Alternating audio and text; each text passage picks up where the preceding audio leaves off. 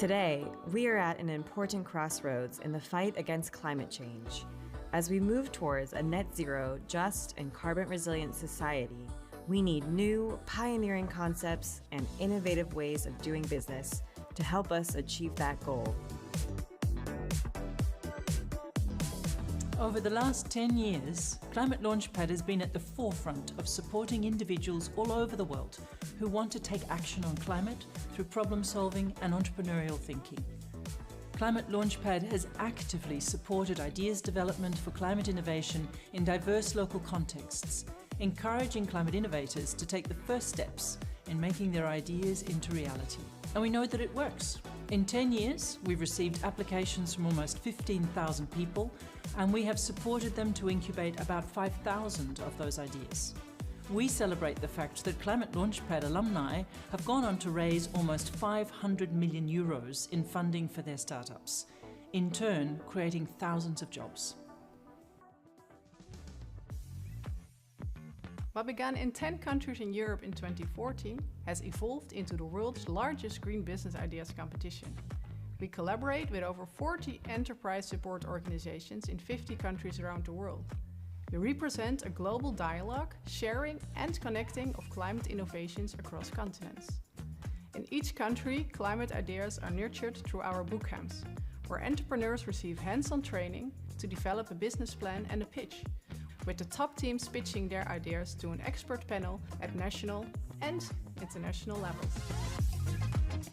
It's not just about the startups, though.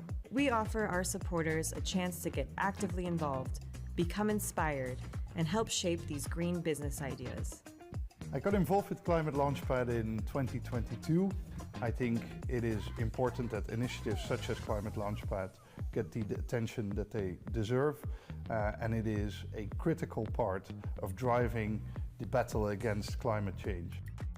The future, I think, is bright when we hand it to those people there. So that's the way I'm going home in great form, you know, and I'm delighted I came here. And by the way, I'm delighted the Government of Ireland and Irish Aid are supported. Over the last 10 years, we've kick-started a global pipeline of climate solutions and, even more importantly, a network of skilled climate innovators, actively learning how to really change the world. So join us and help support the next 10 years of climate innovations. Find out more at ClimateLaunchpad.org. And that, ladies and gentlemen, is what 10 years of impact looks like. And I'm really excited for today because we're going to see what it looks like to be the change that you want to see in the world. Good afternoon and welcome to the Climate Launchpad Africa Regional Final for 2023. My name is C-KIC and I will be your host for today. Now, you heard the stats, you heard the figures. Just to emphasize, in case you were still on your phone or looking at other things, the Climate Launchpad is the world's largest green business ideas competition, an initiative of Climate-KIC, the European Union's climate innovation agency, and it's designed to identify and support innovative startups and entrepreneurs who are working on sustainable solutions to address climate change and environmental challenges. And they focus on a number of different focus areas and topics, including renewable energy, energy efficiency, waste reduction, sustainable agriculture, water conservation, and a lot more. And today you're going to see some incredible ideas coming out of Africa. These are innovations and entrepreneurs who have put their heart and soul into creating something special that drives change in the world. So I want to invite you, when you see something great, when you see something interesting, find the startups on social media, follow them. And we want to expand this conversation outside of this room. So when you're sharing on social media, please remember to use hashtag CLP23. Now, this event would not be possible without our incredible stakeholders and partners, chief amongst which is our funders. So I'd like to welcome to the screen for our welcome and opening words to say thank you so much for being here and to set the scene for why we are here. I'd like to welcome to the stage the Climate Director, Department of Foreign Affairs, Ireland, from representing the Irish Aid, Juliette Rousseau. Thank you so much. So my name is Juliette Rouse, and I'm so delighted to be here on behalf of Irish Aid. Climate change is the biggest challenge facing humanity today. We have to only just look at the extreme weather, the record heat, the flooding that's taken place this year to realize and see the evidence of it. Many of you here today will be from countries that are on the very front lines of those impacts. COP28 starts later this month, and the attention of the world will turn to progress by governments to further the goals of the Paris Agreement. Ireland will be doing its best as part of those negotiations. However, we at Irish Aid believe that the private sector also has a huge role to play in limiting global warming, both in delivering sustainability within individual businesses, but also developing the solutions for wider use to help all of us make the changes necessary to avoid the worst impacts of the climate crisis. We're all affected in different ways by climate change. Part of what makes this competition so exciting is that the solutions you provide are adapted to the specific climate change issues you see in your surroundings. All of the teams competing here today are building important foundations for change through your ideas and innovations. Climate Launchpad is now the world's largest green business ideas competition, active in 50 countries this year. Irish Aid has been partnering with Climate Launchpad for coming up to 5 years now. It's a great collaboration between Climate-KIC, TU Delft, ourselves at Irish Aid, and Bank of America, and we are very, very proud of it. We've expanded to more countries across the African continent. Over the years, we've seen varying trends. This year, there seems to be a particularly strong interest in agricultural solutions, particularly in cold storage and digital solutions for agriculture. In the Africa competition this year, Climate Launchpad received 681 applications from the 12 participating countries. I hope all of the teams here today take a moment to realize what a huge achievement it is making the final 8. It is completely remarkable, and I hope you're all very, very proud of your achievement. I've had a sneak peek at the competitors, and I have to say, the creativity, the intelligence, the resourcefulness, and the passion that shines through are truly inspiring and really fill me with tremendous hope. I know there can only be one winner, but remember that whatever happens, Climate Launchpad is only the first step towards growing your vision, expanding your impact, and building a better tomorrow. We encourage you to collaborate with your peers, to learn from each other, and to connect with like-minded individuals in this ecosystem. Thank you very much. I'm really looking forward to the competition, and I'll hand back to our wonderful host.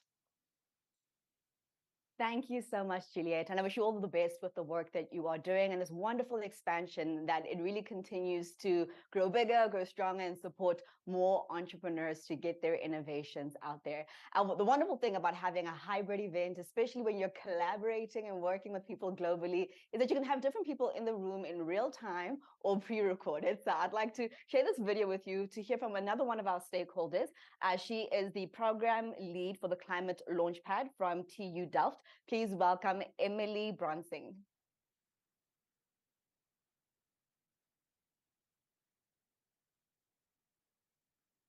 Hello everyone, welcome to this regional final. My name is Emily Bronsing, Program Lead Climate Launchpad from the central team based out of the Technical University of Delft. The TU Delft is the oldest and largest technical university in the Netherlands, and our mission is to create impact for a better society. That's why it's no wonder that we, in partnership with Climate-KIC and our global partners Irish Aid and Bank of America, have found the perfect outlet for this mission in Climate Launchpad. Climate Launchpad is all about unlocking the world's clean tech potential. We aim to tackle climate change, one startup at a time.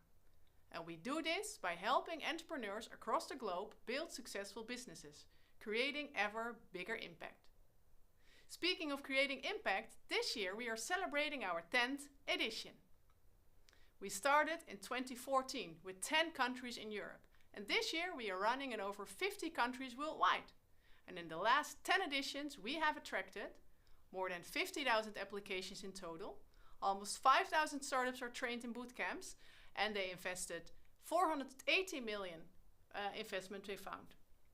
We, along with other strong network of national leads, have achieved this massive impact through 3 simple steps. Inviting bright and driven people from various walks of life to apply with their green business idea. And it could be ideas back on a napkin. We train those people in the skills they need to build their idea into a successful company. And we connect them with customers, the business community, and capital. And in this way, we create an innovation ecosystem for scalable climate change solutions. Hereby, I would like to thank all our national partners for running the national programs and for helping all of the participating inspiring entrepreneurs. All our trainers for running more than 45 bootcamps, and all the jury members for selecting the top 3 winners at each national finals. And, of course, all our entrepreneurs for challenging each other. And last but not least, a big thank you to our national partner who is hosting this regional final. And that brings us here, to the regional finals. This is the last stage of the Climate Launchpad competition this year. The goal of the regional final is to bring together the top teams from the countries in each region. And this is a global platform to showcase climate innovations created by locals to solve this global climate challenge. To everyone pitching, this is your chance to learn from your peers and to be part of a global cohort that not only dreams big, but takes action to grow big.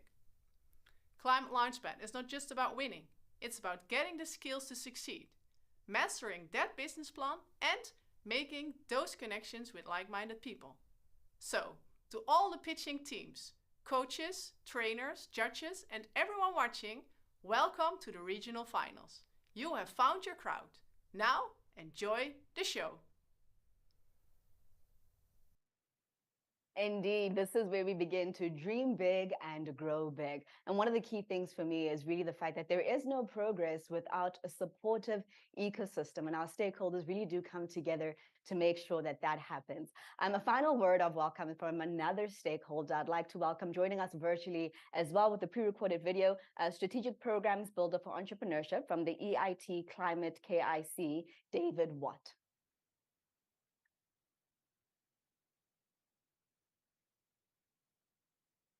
Hi everybody, my name is David Watt, Strategic Programs Builder for Entrepreneurship at EIT Climate-KIC.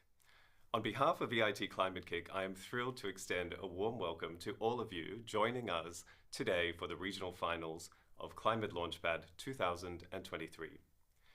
EIT Climate-KIC is Europe's leading climate innovation agency and community, supporting cities, regions, countries, and industries to bridge the gap between climate commitments and the current reality. In 2023, the urgency of the climate crisis has reached unprecedented levels, and global temperatures have reached their hottest ever recorded. In the face of these challenges, our commitment to supporting climate innovation and entrepreneurship is more critical than ever. This year, we celebrate 10 years of Climate Launchpad, a remarkable achievement for a program that started small in 2014 with only 10 participating countries in Europe. That program has now grown to become the world's largest green business ideas competition, operating in over 50 countries and driving early-stage climate innovation worldwide. Over the past 10 years, we have received almost 15,000 applications to our program and incubated around 5,000 early-stage climate startups from all around the world. Additionally, Climate Launchpad alumni have gone on to raise almost 500 million euros in funding for their innovative businesses. This, of course, would not have been possible without the incredible mix of partners and supporters who make this program happen every year. So before we get to the pitches today, there are a few thank yous I would like to make. First and foremost, I'd like to thank our phenomenal Climate Launchpad central team at the Technical University of Delft in the Netherlands. EIT Climate-KIC and TU Delft have delivered Climate Launchpad together since it began in 2014, working together with a shared commitment to incubating early-stage climate innovation around the world. Thank you to our partners, Bank of America and Irish Aid, whose unwavering support of the program allows us to continue to unearth inspiring climate innovations year after year.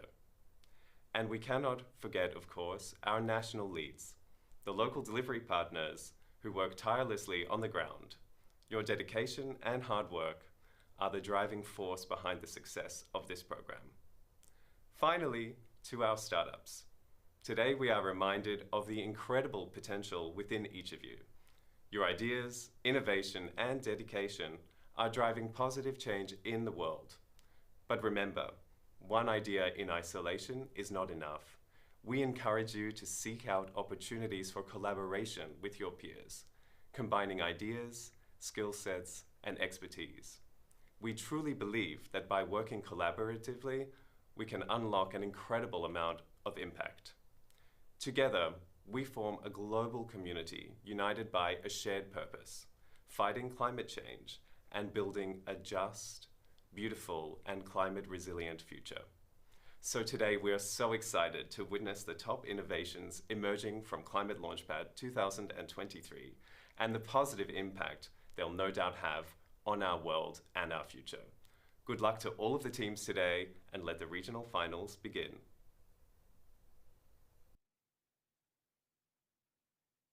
Thank you so much to each of our partners. And I'm broadcasting to you live from South Africa. I'm in Pretoria from one of our partners, Indalo Inclusive. And extending that, I also want to say thank you to the partners that have made this session here possible. Behold South Africa and Water Financials as Indalo's host partners.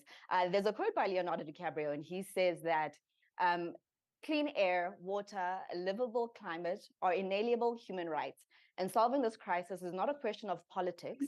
It is our moral obligation, if admittedly a daunting one. And I think when we look at the news, when we look at the stats, challenging, addressing, solving climate change does seem very overwhelming. But what you're going to see today is entrepreneurs who have answered that call and who have risen up and said, I think I can make a difference. And they are making a difference in incredible ways. Now, if you're watching as somebody who joined this competition, you know how long this road has been. If you are one of the top 8 finalists today, then you know how rigorous and grueling this process has been. And I'm hoping you're not feeling as anxious anymore because you've done bulk of the work, right? So today you are here simply to see what happens in the next step. So we kicked off this process with applications at the start of the year, and 36 teams were selected across the continent, and they have gone through pitches, they've gone through different iterations of their ideas. And this, what we're showing you today, is the cream of the crop. Our top 8 finalists have really gone through a process of making sure that they can adequately communicate their ideas. And we are coming to share those with you because they've gone through different cycles with various judges. And I know you're thinking about, what are the prizes? What do I get for being part of this? And I always think about that in terms of impact, right? Like, what is the impact that's happening that allows me to go forth from here? And so what I want to share with you is that we'll have 3 winners, our top 3 today, right? Third place walks away with 1,000 euros to put towards their business. Second place will get 2,000 euros. And our first place will get 4,500 euros. Now, if you're one of those startups that's like, I need that boost to get my business to the next place, then hopefully you definitely are in the right place, and hopefully you make our top 3 slots. And I'll explain to you shortly how the pitching is going to work. But before we get into that, I'm sure each of you would like to know, who are our jury members for today, and what are the jury members looking for in adjudicating our sessions today? So I'm going to take a moment to welcome to the stage, joining us virtually, all of our jury members. And firstly, I'd like to start out with climate entrepreneur and founder of Waga. And he was also he's also CLP alumni, and he placed second in last year's competition, all the way from Tanzania. Gibson Kawago Gib Carter, welcome. And Gibson, I'd like to find out from you, what's the one thing you're looking for when you are judging today? The most important thing I'm looking at is a climate solution that solves a real problem that really matches the needs of the people.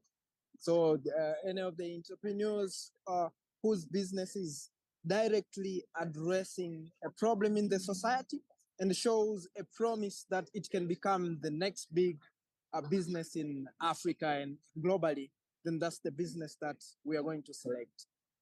Yes. Fantastic. Thank you so much, Gibson. And we'll hear from you later as well on what your experience was in the competition last year. And we'll save that for part of our conversation later on today. So you can take that word from him: real solutions, real impact, a real difference in people's lives.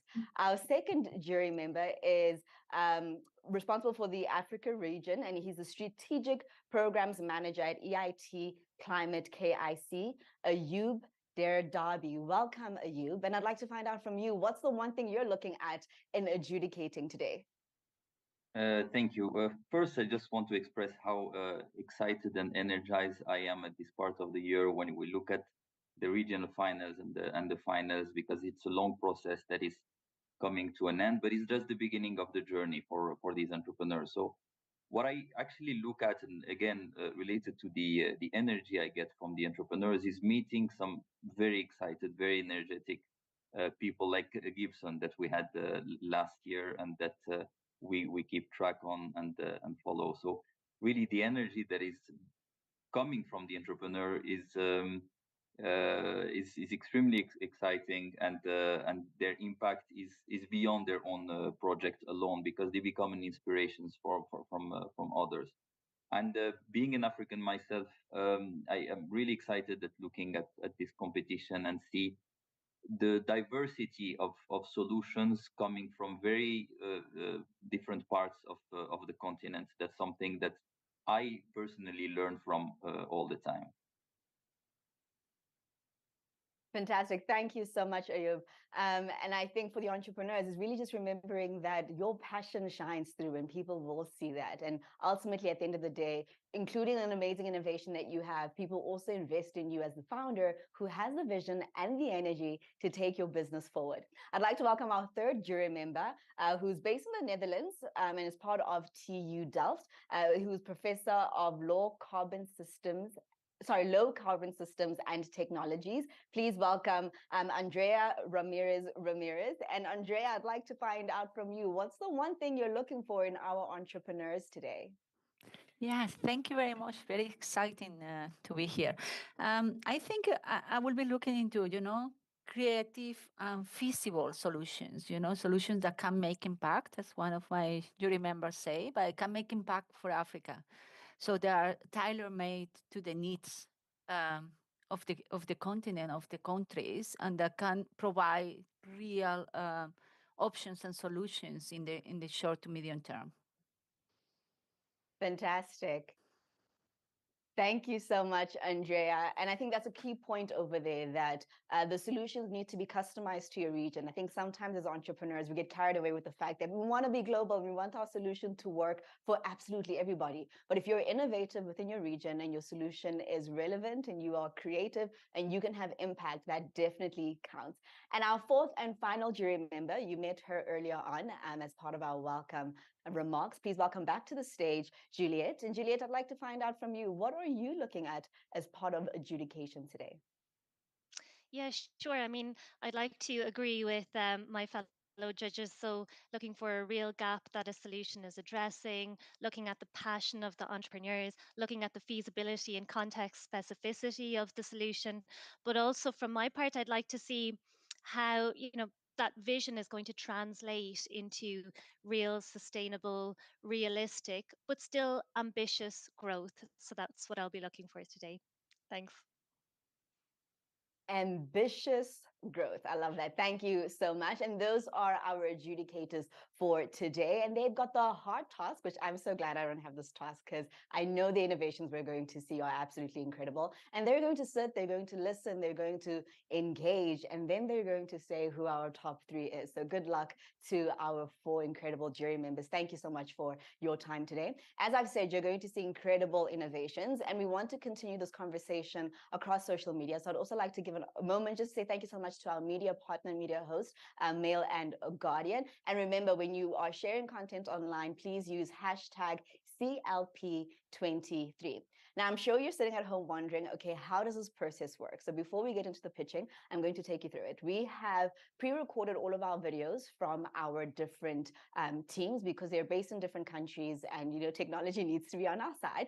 So we'll have the pre-recorded video for each entrepreneur and they've all been given equal time, and that will be the same for the length of the pitch as well as the Q&A. So we will have each founder's video play, and that is 5 minutes. And after each video, we will have a 3-minute Q&A session. Now, to our entrepreneurs, I know you might be a little bit nervous.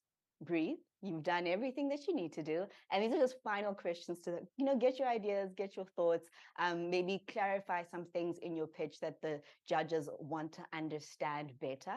But you've got this, okay? So I want to remind you, you have 3 minutes. So use those 3 minutes wisely, use that time wisely. And we do have a fantastic tech team behind the scenes, and someone's watching the clock and someone will cut, okay? So we have your 5-minute video. We'll then take a question from the judge, and then you'll have an opportunity to respond. And if we have time, we'll then take a second or third question, depending on how long the questions are and how detailed your response is.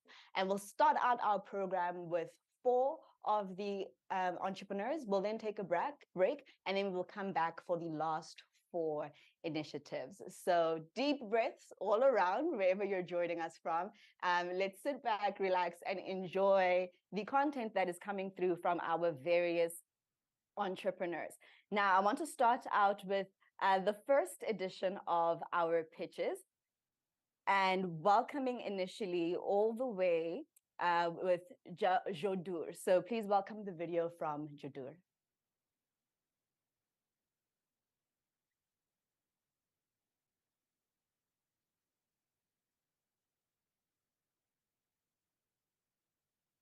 Hello everyone, my name is Sukaina Bilab, the co-founder of the visionary project Jodur. It all started with Hamid. Hamid, a Moroccan traditional farmer who lives in the countryside, also a friend of ours, who taught us everything we know about traditional agriculture of today. In 2021, Hamid lost almost all his annual income because of drought. Hamid has a family, a wife and 3 daughters. He tries to keep doing the only job he knows, farming and feeding humanity. But the only thing he can do is to pray to God for sufficient water and rainfall so he can be able to generate enough revenue. And just like Hamid, millions of Moroccan and African farmers are in the same situation. In addition to water scarcity and climate change, they suffer from insecure revenue because they ultimately depend on seasonal production. And honestly, this is not a situation we can accept in the 21st century. And this is why Jodur was born. Jodur was born out of a deep desire to address the challenges faced by Hamid and countless others. We offer turnkey affordable hydroponic controlled greenhouses to traditional farmer for $143 per square meters, enabling him to grow high quality crops, leafy vegetables throughout the year. And it doesn't stop there.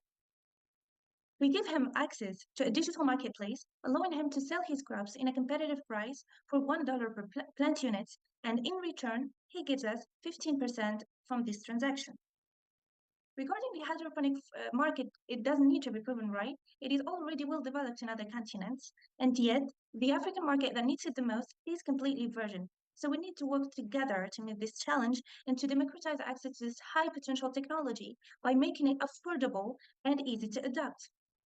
Now, the interesting question is, what differs us from traditional agriculture? The answer is resumed in a double-side value proposition. By Jodur hydroponic farms, we are reducing the operational costs by 50%, and we are multiplying the yields by 10.5, which is a 1,050% increase compared to traditional agriculture. Interesting, right? Now, to resume our product, I can say that it's a package. Affordable hydroponic greenhouses that allow traditional farmer to optimize surface production by 5 times, to reduce fertilizers used by 60%, while producing highly nutritive leafy vegetables without herbicide or pesticides, with an average of 10 harvests per year compared to 3 in traditional agriculture. Now, this huge market needs to be validated first, right? Well, in our beachhead, where we built our first MVP, and with our industrial prototype that we built in partnership with the famous University Mohammed VI Polytechnique, we have attracted and interviewed 57 prospect clients by asking them about their challenges with water availability, their dependence on seasonal production, and their struggles to find the best profitable crops. And guess what? They all aligned in three needs. They look for affordable solutions that secure their revenue and also loyal customers who can buy continuously their crops. And all these needs are met with our double-side business. But before that, they need to see the proof. And the proof will be in our pilot farm that we are building in partnership with one of the great actors and the biggest actors in the agriculture sector in Morocco, which is Le Domaine Agricole. Now, talking about double side and talking numbers, here's the representative of our revenue model. And as you can see, we have two revenue streams. We are selling turnkey hydroponic farms, and on the other hand, we are selling crops generated by our franchisee hydroponic farms. And by 2028, which means in 5 years, we are projecting to generate $2.3 million. Now, in terms of impact, sustainability is in our DNA. By enabling and using Jador's hydroponic farms, we reduce 47 CO2 emissions, and also we are reducing 92% on water use compared to traditional agriculture. To conclude, Jador is not only a startup, but it is a movement. And to initiate this movement, we are a team of 6 engineers with various backgrounds: agronomy, financial, industrial, mechanical, hydraulic, MBA. And we are all engaged and share the same mindset, the same vision, and the same ambition of building the agriculture of the future that Africa deserves. And our dream is to help African farmers to survive in climate change and secure his revenue. And by 2028, we are aiming to save 100,000 cubic meter of water and reduce 4.5 tons of CO2 per tons of crops. And we are aiming also to scale up Jador's franchise to the 12 Moroccan regions and generate $2.5 million at the end of 2028. And in 2024, we are aiming to scale up Jador's franchise to 10 African countries. Now, this is the end. Thank you for your attention. And I would like to bring you alive with this motivational quote: don't judge each day by the harvest you reap, but by the seeds that you plant. Thank you so much. And if I could, I'd have clapping hands and emojis and even a sound that has an entire audience rising in applause. That was Sakanya Belem, all the way from Morocco, representing Jador. So thank you so much for that pitch. And I'd like to get Sakanya on the screen, as well as one of our jury members, for a question. So I'm trying to see on my side which jury member is pinned on the screen.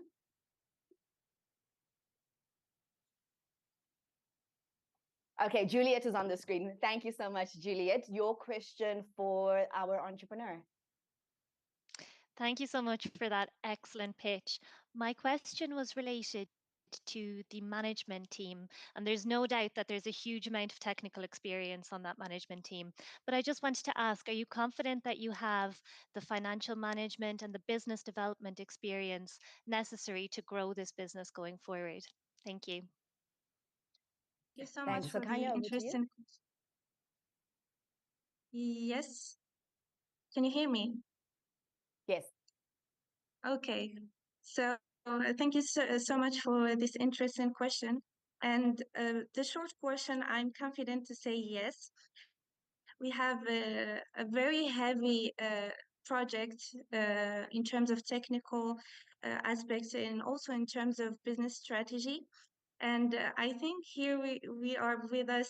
Amin is my co-founder, is the CEO, also has a huge experience in business development. So I think he can add his touch in this answer. Thank you, Sakina. So I'll go quick. Basically, we have our CFO. He's the most advanced in terms of finance management. But I also do have an MBA, and I've been handling departments in my career in Europe. But now mainly I'm here with my industrial ability to scale up the operations. So we do have I believe a strong co-founding team, and hopefully we'll be able to tackle the challenge of industrializing the agriculture of tomorrow. Thank you so much. And then I'll hand over to our next jury member to ask another question. Yes, I think that's me. Yeah, yes, thank you very Andrea. much for the interesting presentation. I would like to ask, what do you think the farmers will need to learn, or how are they going to be able to actually use the technology? Do they need a specific race hauling of different kind of skills that they will need to learn in order to actually being able to produce at the amount that you require? Yeah, definitely, definitely. As you know, hydroponic is a new technology in Africa, and adopting it by a farmer is a little bit complicated. But we envision that our intervention will not stop by selling the hydroponic turnkey hydroponic greenhouse and stop there. No, we're gonna assist him and train him. So, and after the training, when he is confronted to operational problems, we're gonna make interventions from time to time.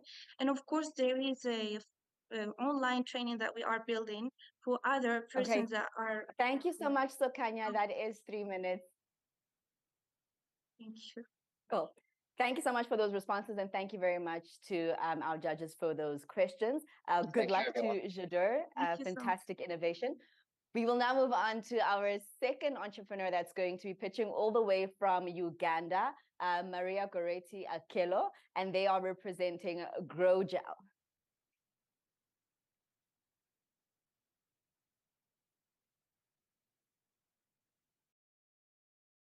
This is Maria Goreti Akelo from Grow Gel, Uganda. For Grow Gel, farmers play a key role in strengthening the food security systems in their community. We work with farmers to combat the effects of desertification through effective utilization of water. In Uganda, agriculture is the backbone of the economy, with over 70% of the population involved. The key players in this sector are smallholder farmers who depend on rain-fed agriculture. Rain-fed agriculture can be unreliable sometimes, especially due to drastic climatic changes such as drought. The most affected region in the country is the northern region that experiences a drier weather. With this, there are shortages of water for farming. Therefore, as Grow Gel, we have our hydrogel. Hydrogel stores water in the soil for dry conditions. With this hydrogel, a smallholder farmer is able to pay only €4 for a kilogram, which is able to sustain 100 square meters of land. Our total addressable market in Africa is 500 million families, while we come down to a service addressable market of 25 million families and a service obtainable market of 7 million households in Uganda, with our beachhead market being 450,000 farmers in northern Uganda up to our 5th year of operation. Our product is very affordable, where clients is able to save €6 from purchasing our biodegradable hydrogel. Along with its biodegradability, it increases the fertility of the soil, hence crop yields and nutritional value of the soil. Our hydrogel also reduces the frequency of watering to once a week, hence water saving. Our hydrogel is manufactured from the rice husk, which is washed and cleaned and goes through a series of thermochemical reactions to produce the biodegradable hydrogel. This hydrogel, once applied to the soil, it absorbs water during the rainy season and stores it and releases it slowly to the plant in the drier season. This promotes availability of water year-round. With this, we are able to reuse agricultural waste. The hydrogel prevents nutrient leaching as well as enables farming in the drier spells. The key assumptions for the farmers being in dry conditions, with low production and with irrigation system being more expensive, makes our product stand out as affordable, water saving, also ensuring year-round production. With a service obtainable market of 7 million households in Uganda, we look at a market share of only 7% to meet our 450,000 clients by the 5th year, earning a profit of €647,000. With this, our key drivers being our market diversity, we expand our borders to other countries as well as adding value to our hydrogel and the pricing as well. With other agricultural practices such as organic agriculture and low external input sustainable agriculture, which use carbonized rice husks that release about 2.5 tons of carbon dioxide. Our gradule, on the other end, since it does not go through direct heating, releases less or zero emissions.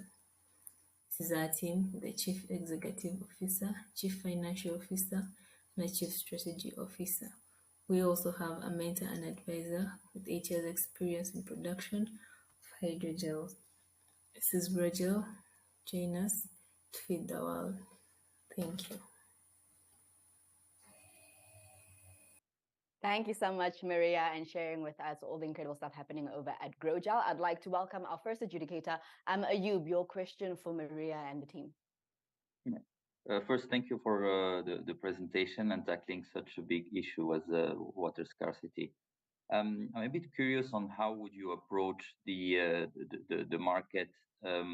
What kind of farmers are you planning to target? And how would you manage to build the awareness for this new technology? Did you ask in the chat, Mr. Clark? Our farmers that we are targeting. Am I clear? Yeah, we can hear you fine. Yeah, the farmers targeting. Looking at capacity. So our farmers of Uganda who have a challenge getting water for farming, and phones and start reach them online, reach them through the village heads and the farmer. Sure. Maria, sorry to cut you, Maria. We are losing your audio. We're not able to hear you. So I'm not sure if we can maybe get you to maybe quickly type your response in the chat so the judges can at least review that one response to Ayub's question. But I think if we wait longer, then it'll take up the 3 minutes. I just want to check with our adjudicators if we can maybe get one more question because we were able to ask the previous entrepreneur 2 questions, and then perhaps Maria can type both responses in the chat, and then the judges can be able to review that.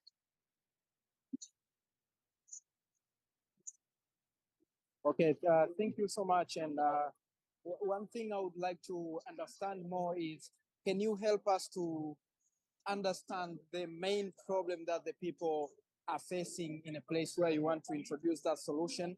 And number 2, possibly, how can you tell us about the impact? How many people are going to get impacted by your business in terms of the people who face the problem, and possibly how many jobs you might create during the entire process? Thank you so much.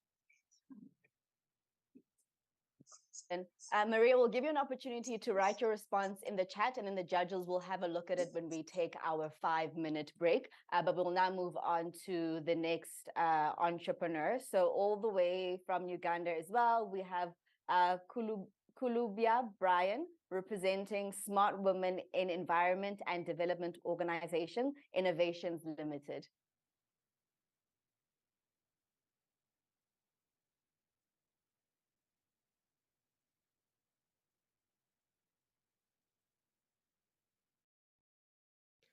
Hello, my name is Maria Chiza from Swedo Innovations, that is Smart Women in Environment and Development Organization. We are based in Uganda, East Africa, and we manufacture biofire combs from fecal sludge and organic waste. We sell a sack of 50 kilograms at 15 euros to the restaurants in the Greater Kampala metropolitan area, which has a population of 44.1 million people, according to the Science Direct 2022. Our total available market is 480 units of restaurants, and we intend to serve 5% of the restaurants, which will be 24,000 units. The benefit of serving restaurants as our main beachhead market in the Greater Kampala metropolitan area is because they have high energy demand, they are in commercial cooking, they are cost conscious, and their businesses are accessible by Swedo. According to our research and production, when you compare our 20 kilograms of the biofire comb, it equates to 50 kilograms of charcoal, and also you need an equivalent of 13 kilograms of liquid petroleum gas. The advantage with our biofire combs is that they burn longer, they are less polluting, they're energy efficient, they're smokeless and cost effective, which makes it affordable to the beachhead markets in the Greater Kampala metropolitan area. We go through the process of sorting and collecting our fecal sludge and organic waste. We dewater and sort and make sure it is dried. We undergo a carbonization process. Then finally, we mold and dry into the required shape. We interacted with 3 hotels, 22 restaurants, and vendors. And our assumption before we had our customer discovery interviews, we thought that the restaurants are enthusiastic to replace their current cooking options with affordable energy.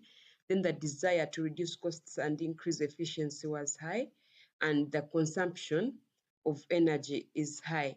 Yes, it is true, because most of the restaurants have at least 1 to 3 stoves used per day, and the energy consumption is high in the commercial cooking in the Greater Kampala metropolitan area. So there is a strong drive also to conserve energy, and that also matches with our major goal. And commercial enterprises are also eager to reduce the costs in cooking. Looking at our financials, when we sell our product at 15 euros, we make a profit of 9 euros. So with our target of 24,000 customers, we intend to sell at least 48,000 products per year, which will give us a good profit of 400 euros each year. So what drives our movies? We have our customer acquisition and retention. Our product expansion is high. We are looking at market expansion. We are looking at creating partnerships and alliances with hotels and restaurants who can take up our product. And we also undertake long-term planning and make sure we have feedback from our customers. With our beachhead market of 24,000, we'll contribute in 5 years to almost 200 metric tons of carbon reduction, because 0.8 biofire combs offset almost 4,000 kilograms of carbon emissions, and we intend to increase our production of carbon. With our team, myself, Maria, I'm an experienced social entrepreneur and a development practitioner.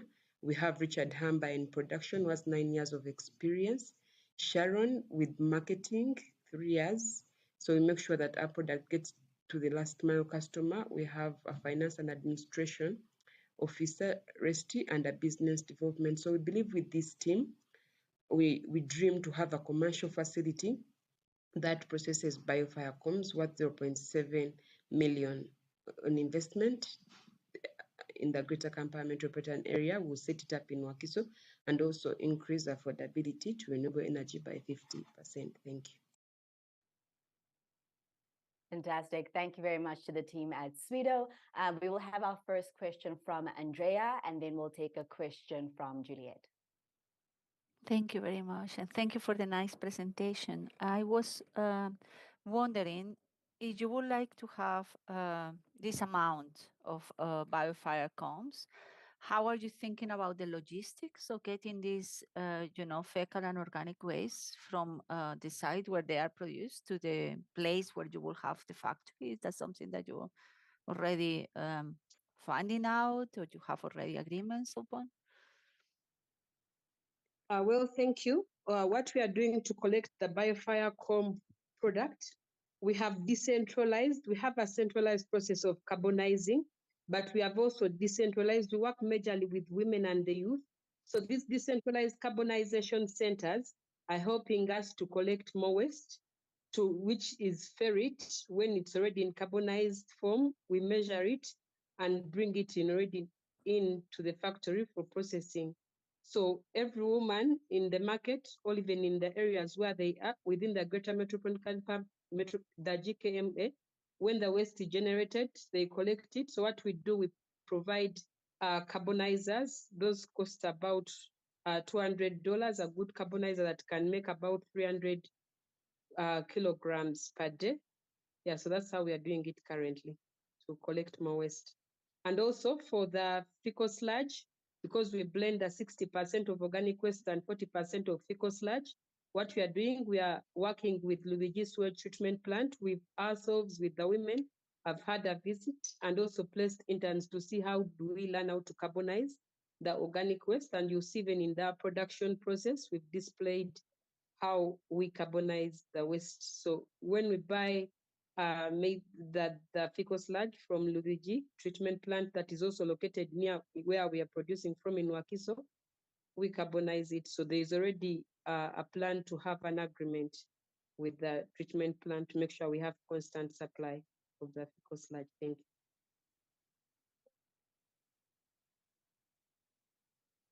Thank you. We just have a minute left. Juliet, I'm not sure if you have a question. Yeah, I'll hop in. Thanks so much for that, Maria. My question is very short. I was just going to ask, I know that you mentioned doing interviews with stakeholders, but have you developed a prototype? Have they used it? And if so, what has the feedback on that prototype been? We actually already currently we've scaled up and we are manufacturing now almost. Before we are doing a 0.1 tons, but now we have 1 ton per day producing for 3 days. And in our customer discovery, they have used the product and we already have revenue generated about 5,000. That is in US dollars. So they're already using the product and they're getting the 6 hours of constant clean cooking. And that's what we've promised and we actually see it happen.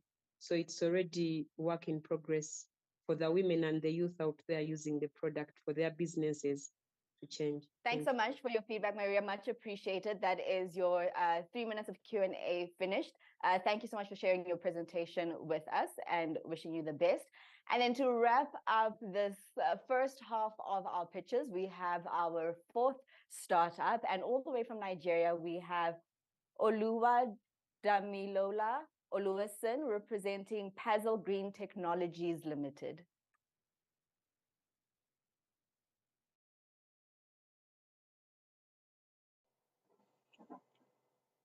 Good day, everyone. On this slide is a picture of Hamid Bola, who lose an average of 30% of their monthly revenue to post-harvest loss, where this is known to contribute 10% to global carbon emissions. How then do we help them improve their income and reduce carbon emissions simultaneously? To achieve this, we run a B2C model where we offer our customers in the fruit and vegetable market a cold storage service for preservation at the cost of €0.25 per crate per day, with a minimum storage rate of 100 kg, where 1 crate is an equivalent of 20 kg, with a storage utilization of up to 21 days in a month for every batch stored.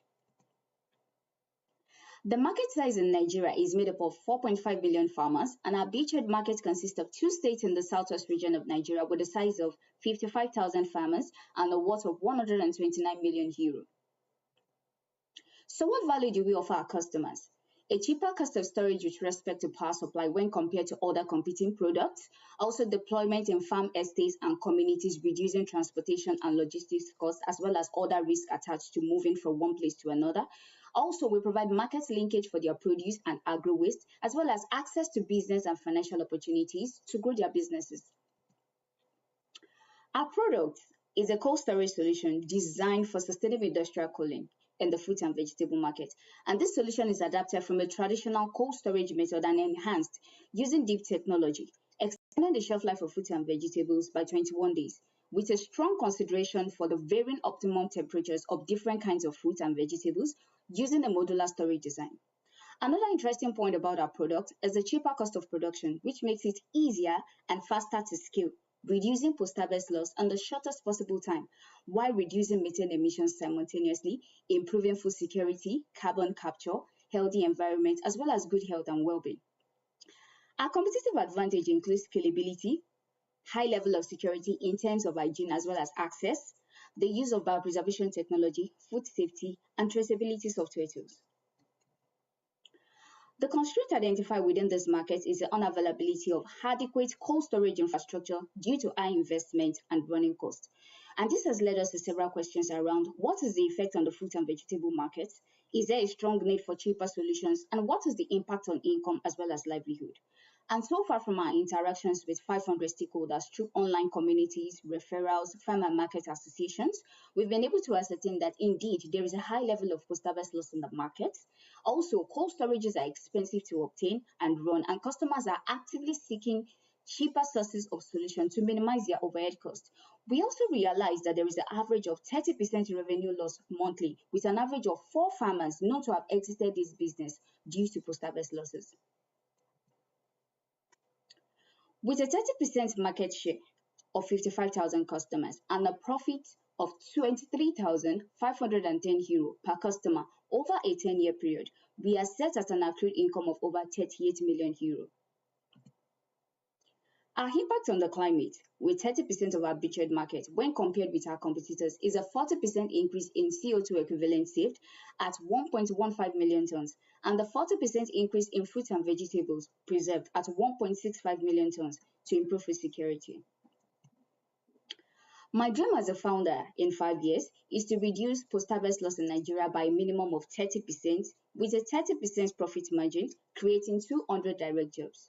Also, to capture 10% of the market in Nigeria with an entry into the African market in our 5th year.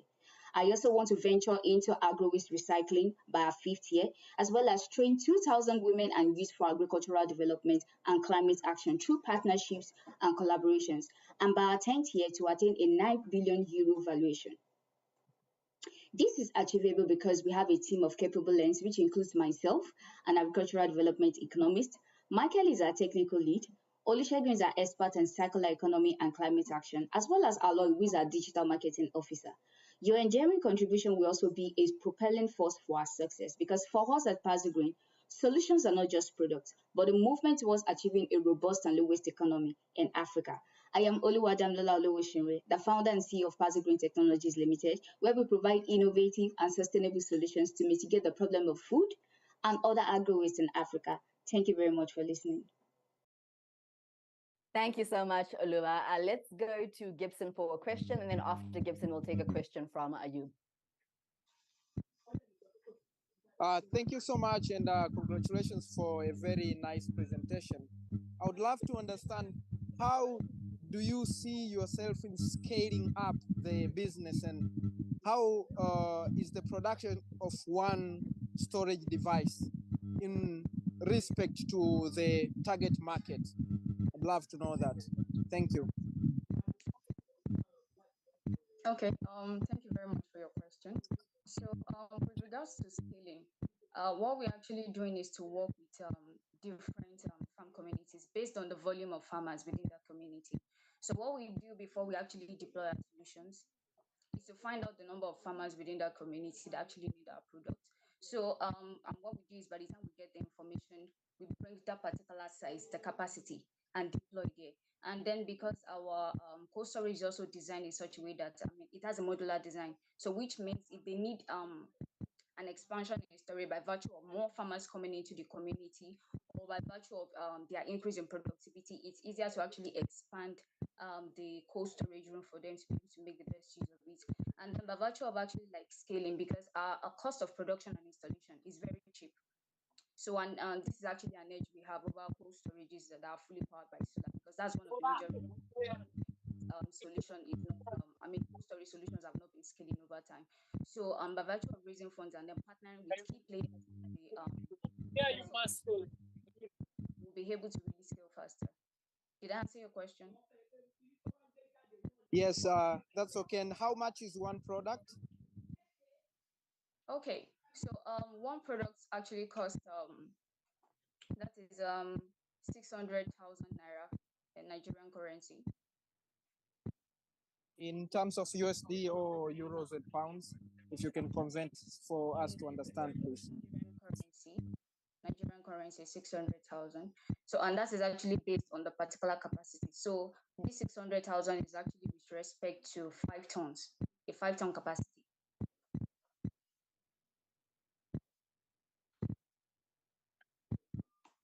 Gibson, can I just ask you to put yourself on mute, and then Ayub, let's take your question with the last minute that we have. So it's a related question to the scaling, because you've mentioned that you store the produce close to the farmers, and then you relate them to the market. And how do you create that linkage to the market? Can you hear me? Yeah. Okay, so thank you very much. So I think one of the major problems that we actually realized was majority of these farmers are living in rural areas. So and then when you look at the distance between the rural area to the urban, there is a lot of gap. So we realized that many of these farmers actually sometimes experience delays that come from even customers coming to pick up the produce that they actually order for. So we realize it's best to actually deploy in these communities, because they even feel safer seeing their produce rather than looking at it to waste. So and then Olua, thank you so much. That is your time. Thank you so much for providing those responses for us. Much appreciated. And that wraps up our first half of pitching. A big round of applause to all of our entrepreneurs, Jador, Growgel, Speedo, and Pazol Green Technologies Limited. Fantastic pitches, all 4 of you. And then just also to say to Growgel, we will look at your responses that you put in the chat, and the judges will take those into consideration. We will now take a brief break, and I'd like to share with you a quote by Bridget Lyons, and she says, when you are pitching to someone, you are not asking for a favor, but rather you are giving them an idea to benefit their audience. And our entrepreneurs have truly shown us how they can benefit us here for ideas, looking at what's happening across the continent, but also how they can benefit and add value to their own communities. So we're going to take a stretch break, get yourself some coffee, top up your water, and we will be live again with our next 4 entrepreneurs in 5 minutes.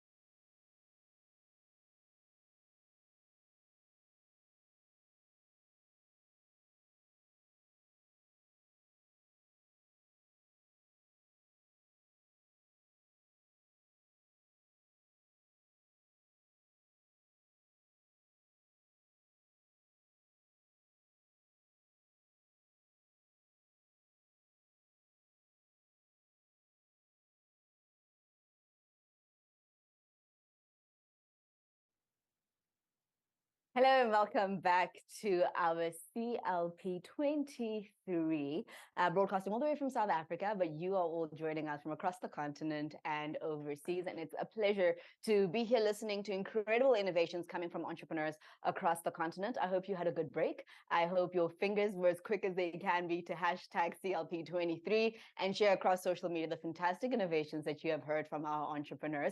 We've had the first 4 pitches, and I'm sure the judges are thinking, wow, adjudication is going to be difficult because all the ideas, all the businesses are truly fantastic. And I want to commend all of our entrepreneurs for your contribution and the hard work that you have been doing. We're going to go straight back into our second half. And just a reminder, all of our entrepreneurs have pre-recorded their pitches and everybody has 5 minutes for the pitch. And then we have Q&A and each entrepreneur has 3 minutes to respond to their questions. And then the judges will put all of that together and let us know who our top 3 are at the end of today's session. So next up, going back into our pitches, all the way from Mauritius, we have Kevin Henridge, who is representing EcoloZic.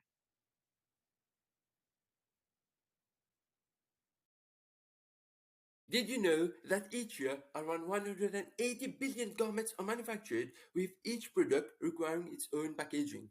This causes harm both to the human health and the environment, leading to the death of more than 100 million marine creatures annually. Hi, I'm Kevin Henry, CEO of EcoloZic, a startup specializing in making biodegradable and home compostable bioplastics made from seaweed, and is ready to revolutionize the packaging industry. Our deal is rather simple. We provide garment manufacturers in Mauritius with home compostable bags in exchange for $0.12 per bag.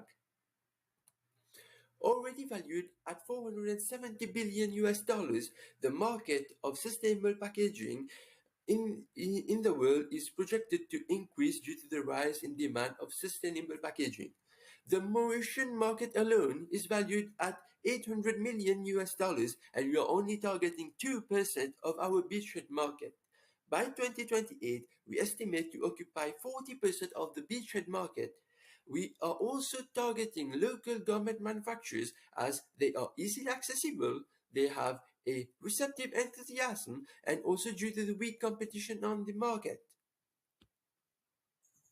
While the cost of manufacturing of traditional plastic bags and our product is nearly the same, our clients will be saving money on the tax that they pay upon each plastic bag, saving up to $50,000 per year. Our product would also appeal to consumers looking for sustainable solutions, as our product is fully compostable in 60 days. Our product is made from seaweed. It is transparent, waterproof, compostable, and edible as well. After the seaweed is cultivated, washed, and dried, our unique process involves the extraction of a polymer, and we only need 10 grams of dry seaweed biomass to manufacture 1 bag of standard size that they are using on the market. And we also have a patent underway.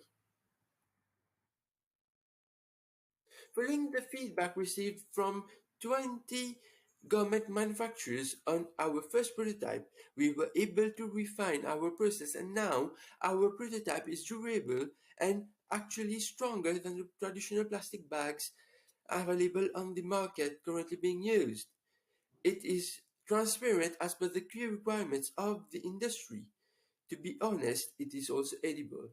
We also have already signed an MOU with Armadura to launch our test phase.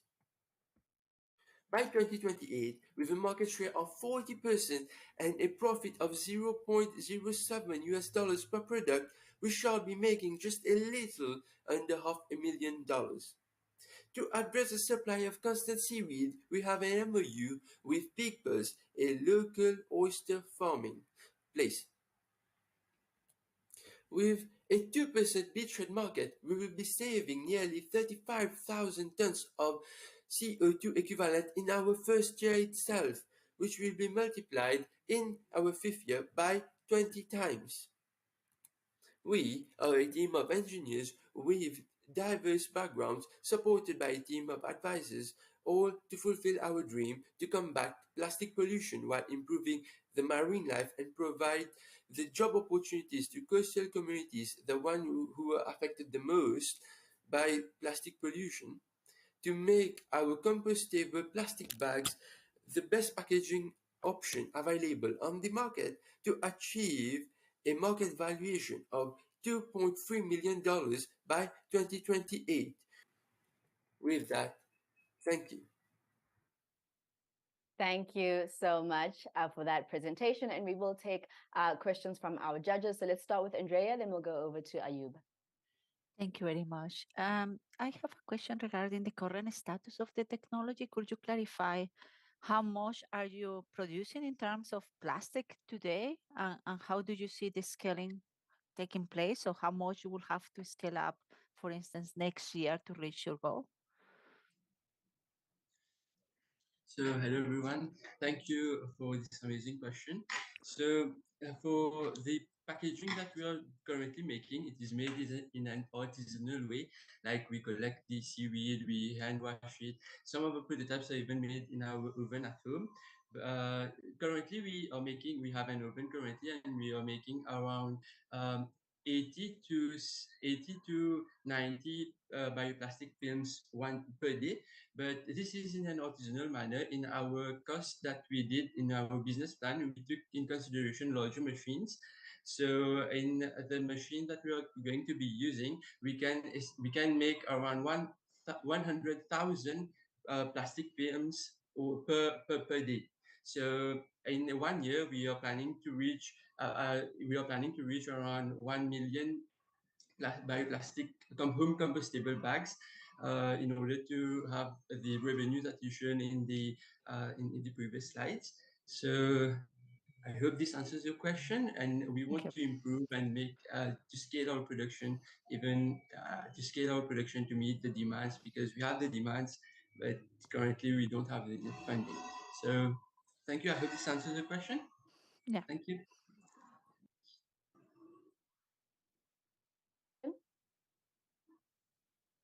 Yeah, on my side, I have a very question related to the same topic.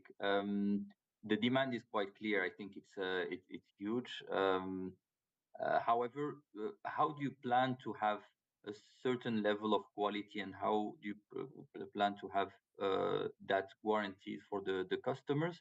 And what would be the main bottleneck for you in terms of growth and scale? So thank you for your question.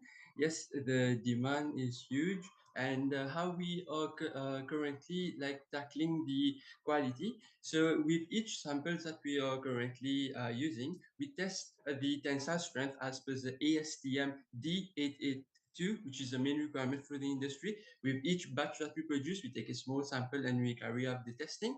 We also carry out the water resistance test, because the product has to be how to resist water to protect the garment that is inside. And finally, we also test the material in both compostable and non-compostable conditions. Compostable because we need to know that it is completely going to biodegrade in nature, and also non-compostable conditions to ensure that our product will not degrade as long as it is on the shelf. So in the shipping process and all, our startup is rather Thank you so new. much. Thank you so much, Kevin. That is your 3 minutes up. I appreciate your responses and insights provided there. We're going to move on to our next entrepreneur all the way from Egypt. We have Danielle representing Merge.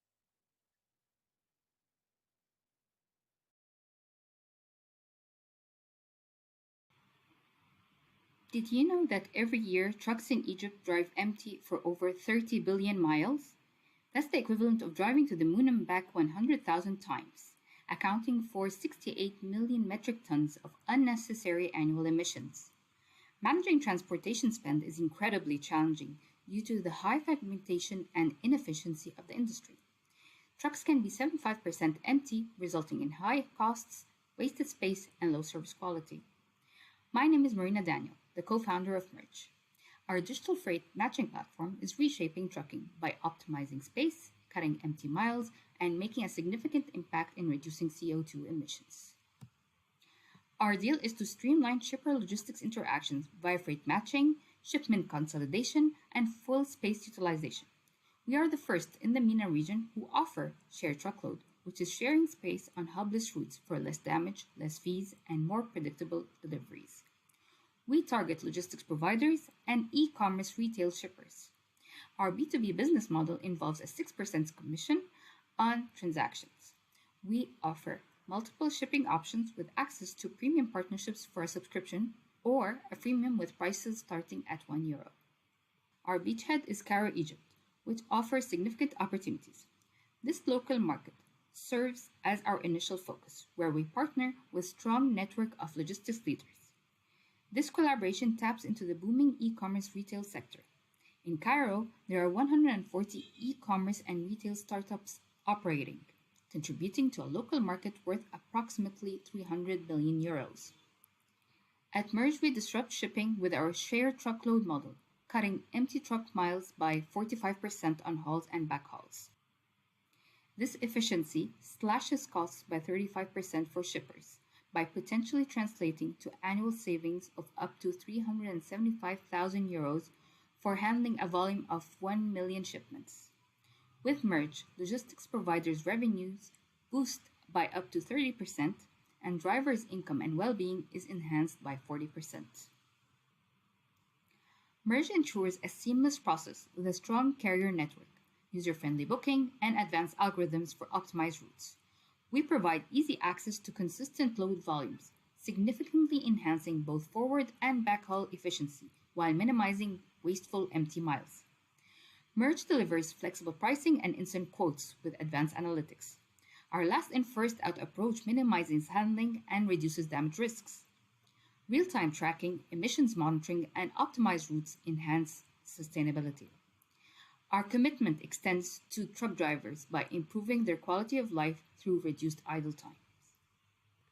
We operated under certain assumptions regarding less than truckload (LTL) shipments across industries and the significance of shipping costs and delivery timelines.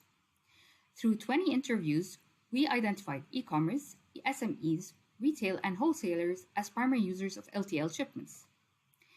Fast-moving consumer good industries can leverage long-distance routes, with time to consumer and delivery quality being crucial factors. Additionally, sharing shipments among non-competing industries emerged as a potential strategy. Merge anticipates by 2029 a substantial annual profit of €633,000, with an average profit per customer amounting to around €13,000 yearly.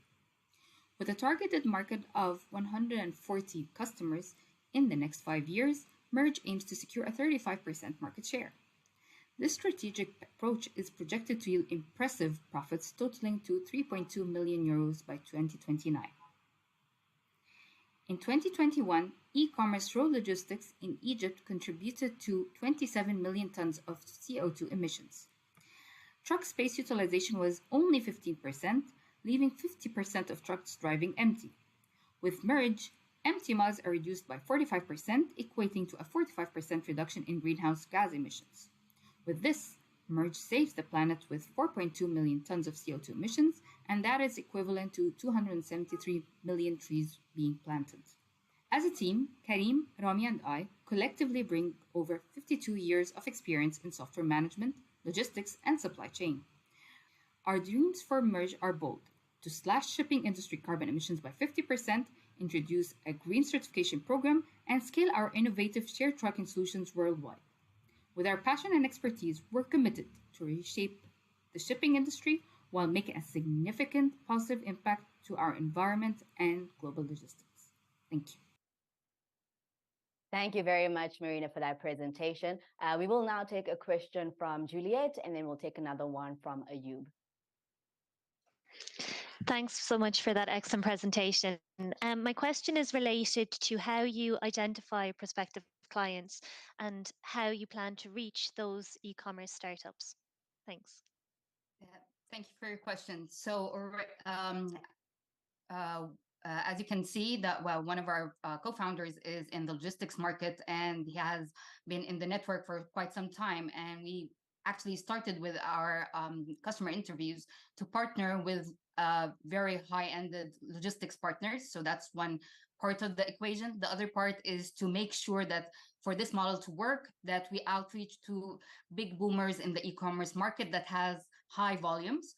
So in Egypt already, we outreach to those. And with that network, we started with having security of making sure that this pipeline is already up and running with our initial pilot and prototypes that is up and running now. And later on, what we plan to do is with the shipping model that we plan to achieve with Merge, we plan to market any shipments that are being done through Merge, being marketed that it has been achieved and finished by Merge. So that has the outreach to the market in general and through that marketing. Hope I answered your question. Thank you. Ayub, your question? Yeah, I'm curious just to have a little bit more detail on how is your business model working and how do you charge your customer, how that dynamic works? Sure. Okay, so it's two parts of the equation. So first, we partner with the logistics providers. We provide them with higher income because we satisfy that increase in capacity. So that reduces, in general, the pricing for them. However, still maintaining that profit. We achieve by giving parcel size, or let's say for e-commerce, we charge by parcel up to $1 per parcel, since we believe that we're going to have a reduction in this in parcels in 35%. However, we plan to achieve with logistics providers a subscription-based model. With shippers, it's a transaction-based model. So the more transactions they make, we have a 2% commission that we get with, again, of course, having a freemium and a subscription model from the shippers. And we take a 2% subscription from the volumes of shipments that they do, which amount to the usual parcel size for e-commerce is usually between 2 or 3 kilograms, and having that around $1 or $1 to $2 as we showed in the presentation. Hope I answered your question. Thanks. Okay, so we have 20 seconds to ask you a question from Gibson. Just to find out that your team doesn't seem as diverse, can you share a little bit about the impact of that for the product reach to the market? Sure. So actually, I come, Romy and I, yes, do come from the software background. However, I had a PMP and have some business background. So that's where I handle the operations. Romy handles the software team and the stack, and Karim handles the logistics. Cool, Marina, thank you so much. I do have to cut you off there. That is our time, but I do appreciate your response. I'm sure the judges have noted that. Thank you. Our second last startup to pitch, all the way from Mauritius, we have Nokilesh Mihir Sham representing EcoPack.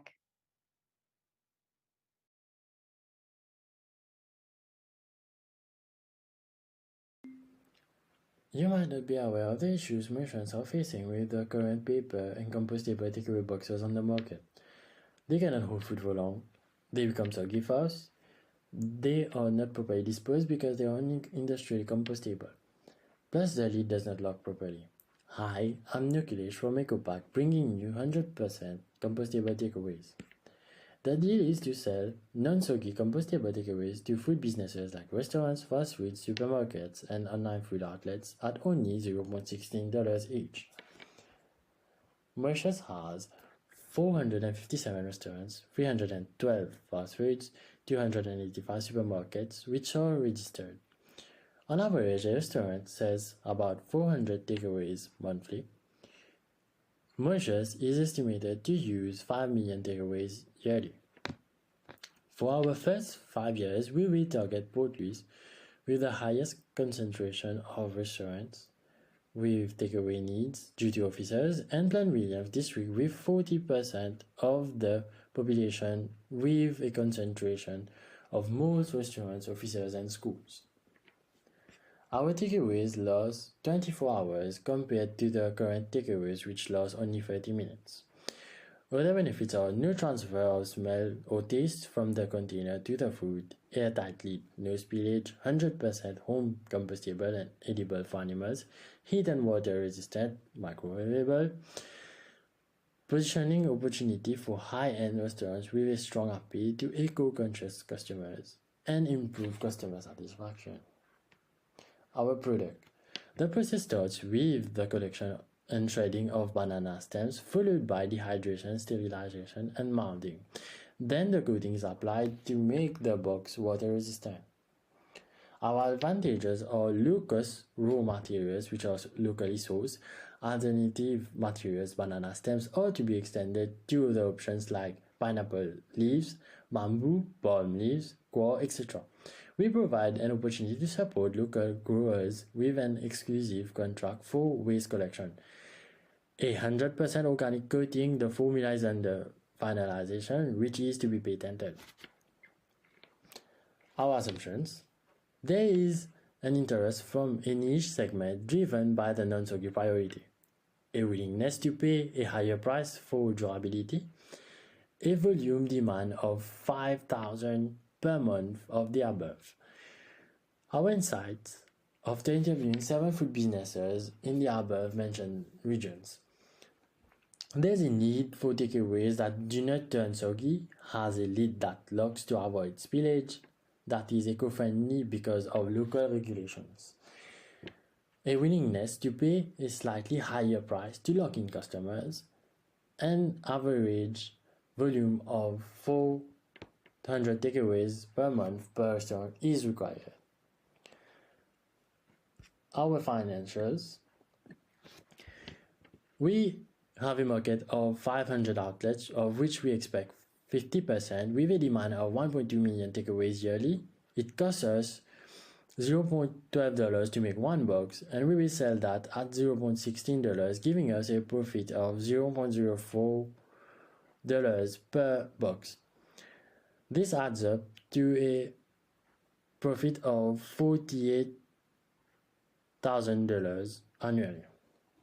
Our key drivers: accessibility to raw materials, high volume, low cost, scalability of production, customer lock-in, repeat customers.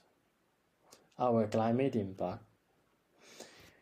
Using EcoPack will save 401.3 tons of CO2 per 1 million takeaways produced in the food packaging industry.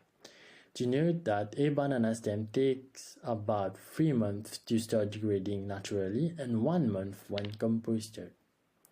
Our team. We consist of Varuna Gokul, the CEO and Research Analysis Officer, myself Nokile Sham, Managing and Marketing Director, Nirmal Sham, Accountant, and Likraj Gokul, Advisory.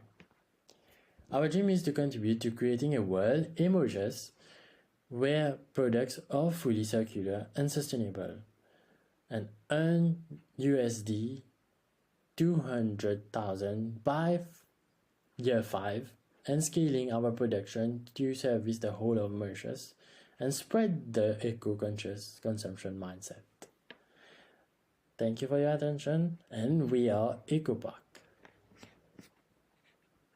Thank you so much, Nokilesh, for that presentation. Let us take a question from Andrea, and then we'll take another one from Juliet.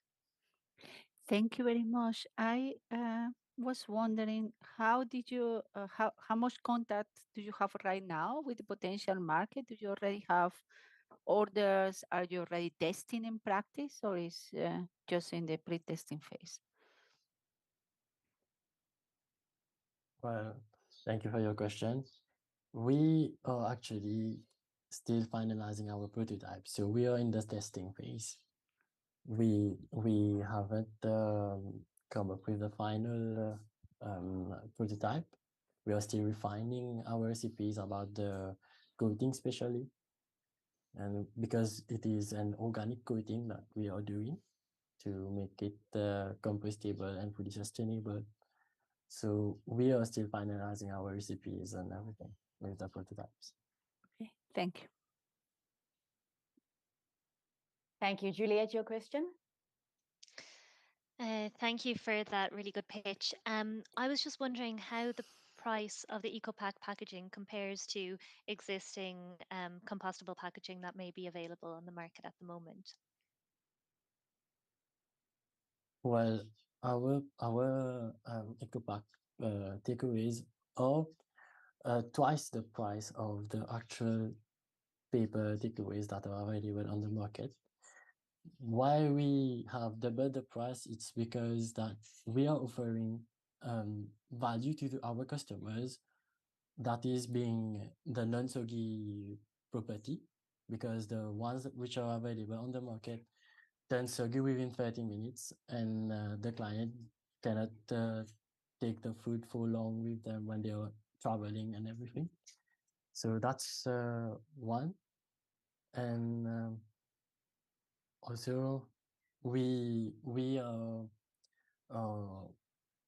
doing one which is truly compostable, because the ones available on the market, they are only industrially compostable. That is, if we throw it in a bin or in a compost bin, it won't degrade unless the required conditions are met. So ours can be composted at home and or even edible for animals. So that's Great. why we And then a double our final price. question from Gibson. How is the business scalable in terms of availability of raw materials, assuming we require 100,000 products? Can you please repeat the question? How's your business scalable? Yes. So our scalability depends on our production line, actually, because we have a rather big market in Mauritius, which is about we estimated about 5 million takeaways yearly within Okay, Nokilesh, thank you very Yes. much. I have to stop you there. That is your 3 minutes up. Thanks for the presentation and your responses. We're now going to go over to our final entrepreneur, wrapping up our top 8 entrepreneurs across Africa, pitching in the CLP competition. From Uganda, we have Helen Munyasa representing Helton Traders.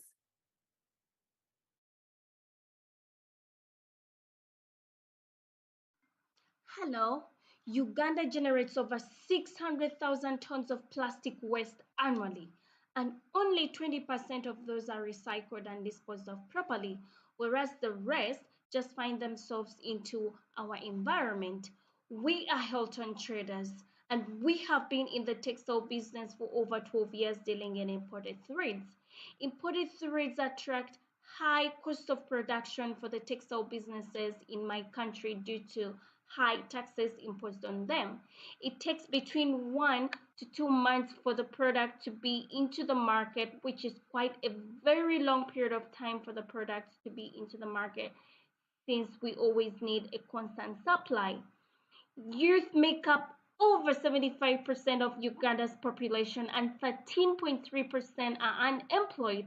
With all of this in mind, we came up with the idea of converting recycled plastic bottles into high-quality sewing threads to reduce plastic waste pollution, to create hundreds of jobs, and improve textile customer experiences across Uganda and East Africa. Our deal is to sell sewing threads to textile traders, a 6-kilogram carton at 39 euros. In our beachhead market, we have 800 textile traders, 1,000 textile traders in other parts of the country, 3,500 textile traders in East Africa. 1 carton of imported threads is sold at 50 euros, whereas ours will be sold at 39 euros, making our product 22% cheaper.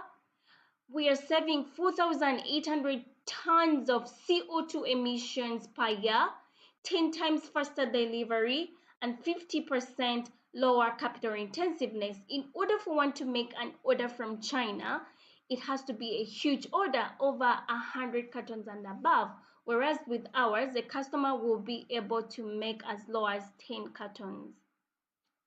How do we make our product? We make our product by recycling extruding and spinning of recycled plastic bottles into sustainable polyester sewing threads.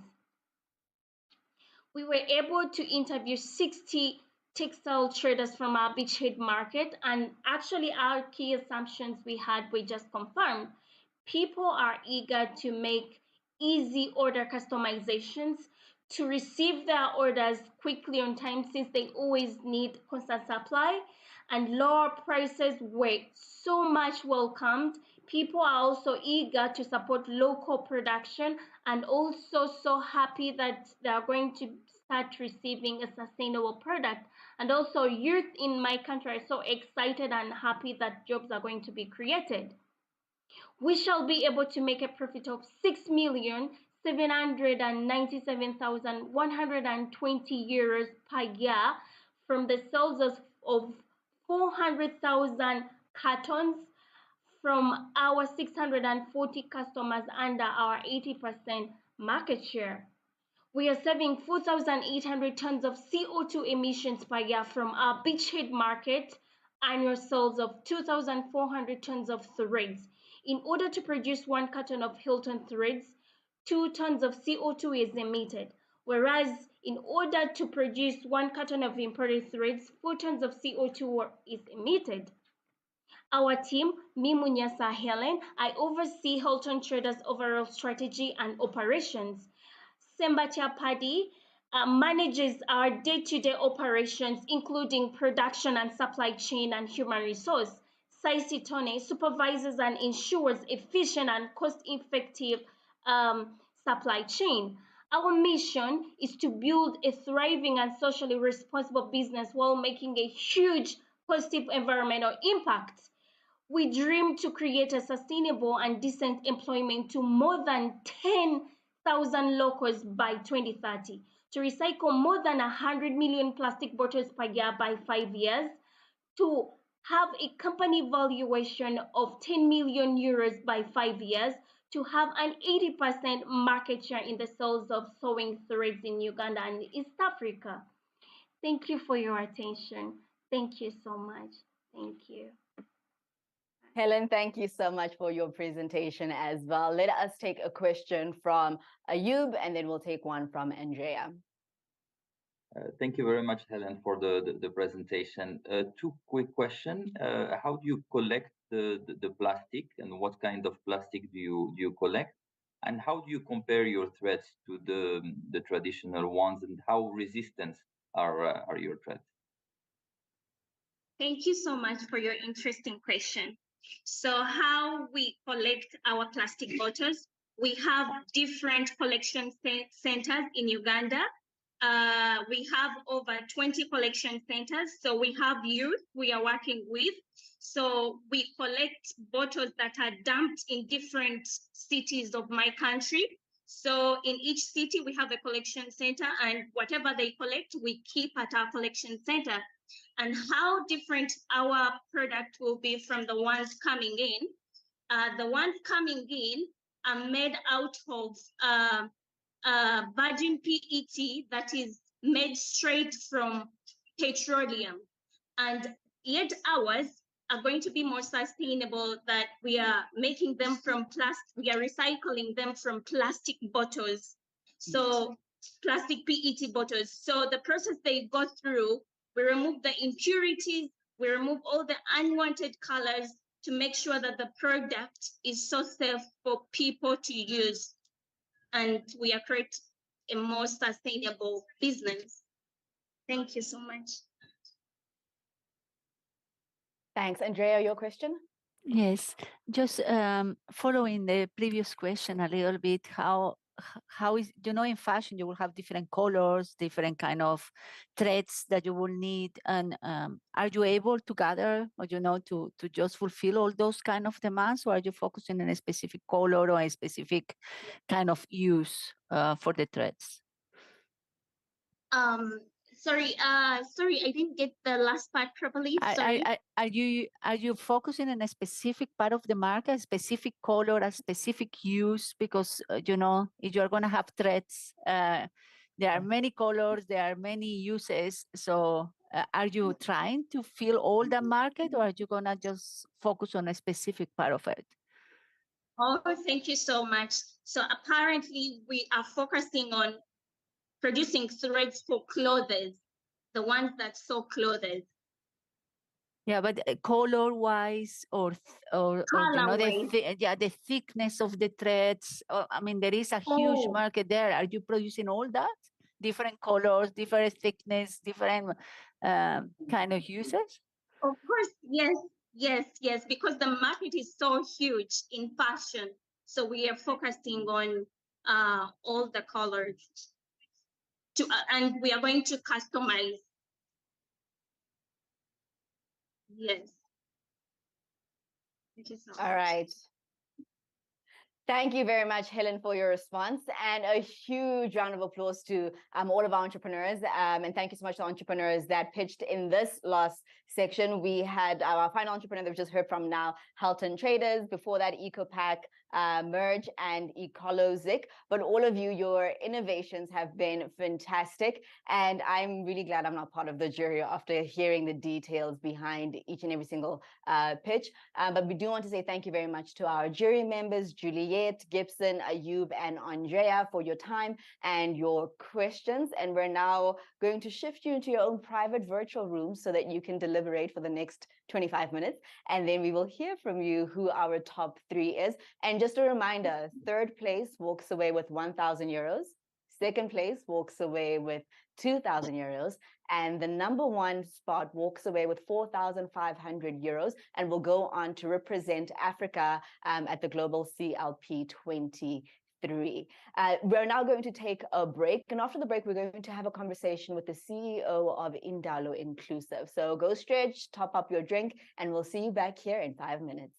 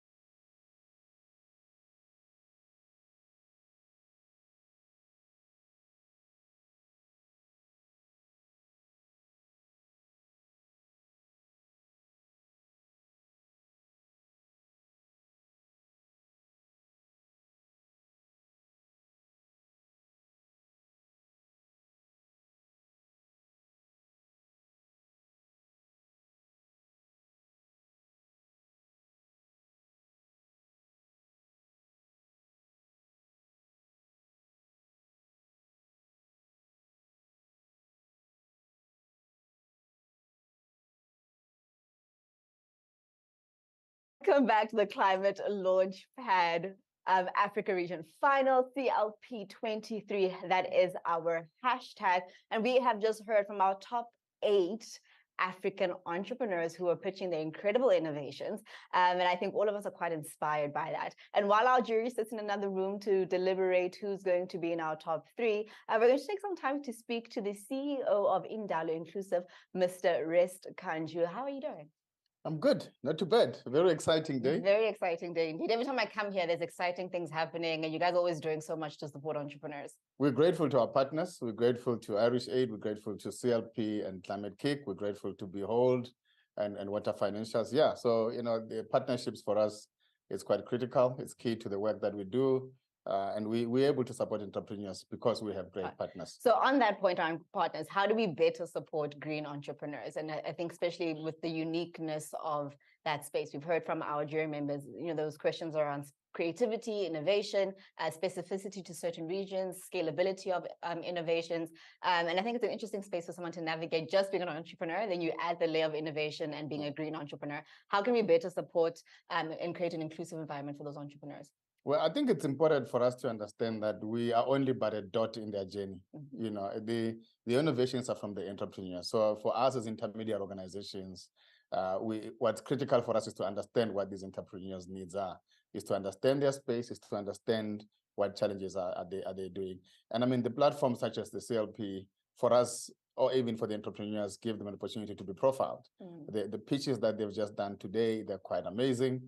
There's an opportunity for a profiling across the African continent, across the globe. It's important. I mean, our partners, Mail and Guardian, would actually have an opportunity to profile them as a national, newspaper, and a very recognizable one for that matter. We'll profile them. So profiling, so for us, if we can play that space, becomes critical. This is over and above the BDS work that we do. So the business development services work that we do. From time to time, we hear entrepreneurs saying, we need money, and I do support them, and I do think that entrepreneurs need money.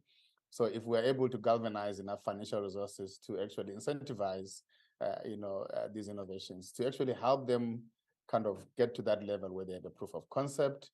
If we are in the African continent, the reality is that a lot of these entrepreneurs struggle to raise resources to invest in research and development. Yeah. So one of the things that we should be doing is to actually mobilize resources to support those entrepreneurs to really come up with innovations that make sense. Technical support becomes quite critical. A lot of these enterprises at the stage at which they are at, they don't necessarily require money as such, but a lot of technical support. So how do we bring that in?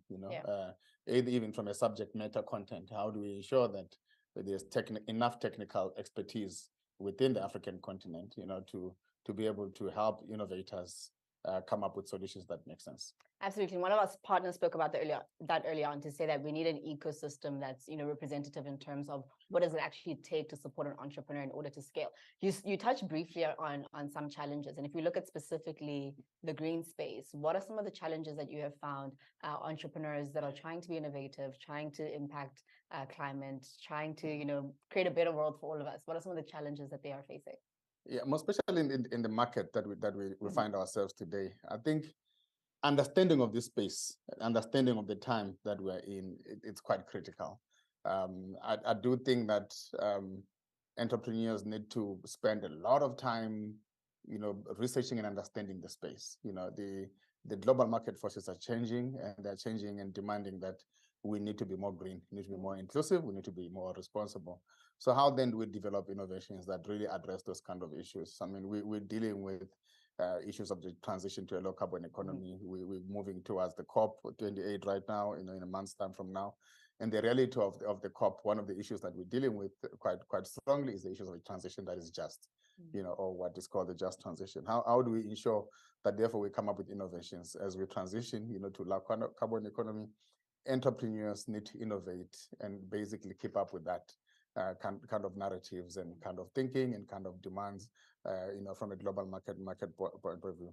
I mean, if you look at South Africa as an economy, we are quite an export-dependent economy. Yeah. And the moment our northern partners begin to say, if you're producing a glass or I don't know, what is this thing called? Pot plant. A pot plant. Yeah. if you want to export it, to the European market, we need to make sure that it's green, it's renewable and all that type of stuff. How do we begin to develop innovations that really address those things? I mean, wonderful innovations that we're hearing today, some of, biodegradable material that gets, so we need that type of, the world requires that. Yeah.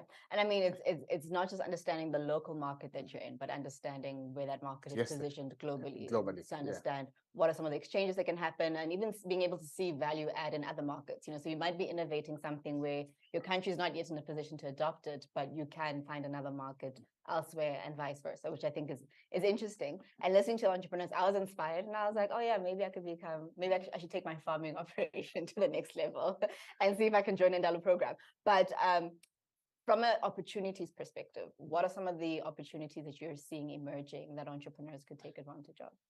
I think it's really opportunities or innovations that really address current pressing issues of society, right? There's a lot of talk about two things. I think there's two major, trends that are happening globally. One is 4IR, Fourth Industrial Revolution, issues of artificial intelligence and the likes. That becomes quite important, and technology, within that space, also within that particular, level or group of the thought or school of thought or narrative, the issues of technology, and that on its own requires skills, education and skills. So there's a need, and there's a serious urgent need for Africa to invest in its own education systems, making sure that we really produce qualified, experienced technicians in those different technologies that are required. But I think the second thing is also about inclusivity. You see, one of the most dangerous things, I think one of the things that I fear most, is that we're going to leave a lot of people behind. The pace at which we're moving is really quite rapid. And there are a lot of those that are going to catch up with it fast. But a majority of us as Africans are going to be left behind. Because if you look at the African continent, you look at just the landscape and the geographical setup, a lot of people are actually on the margins of cities. A lot of people are in rural spaces, either with very low income, low resources, low education levels, and low levels of exposure. Because that's another thing, people can only innovate, to the level of their exposure. If I don't know, if I've never seen, I don't know, a light bulb, or whatever it is, I'll never be able to innovate. Seaweed. One of the entrepreneurs spoke about, I think, making plastic bags from seaweed. And if you think about people who are inland and have never been to the beach, that innovation is something they might not be able to come up with. So my mind is churning, and I'm like, okay, there's so many things that you're saying, from the challenges and hurdles that exist, that I think for entrepreneurs, if you think about that as an opportunity to innovate, that can become a business. If you're looking at, people don't have exposure, that's an educational opportunity. If you're looking at, people understanding the landscape, that's an empowerment opportunity. So there's so many things that come together in that space.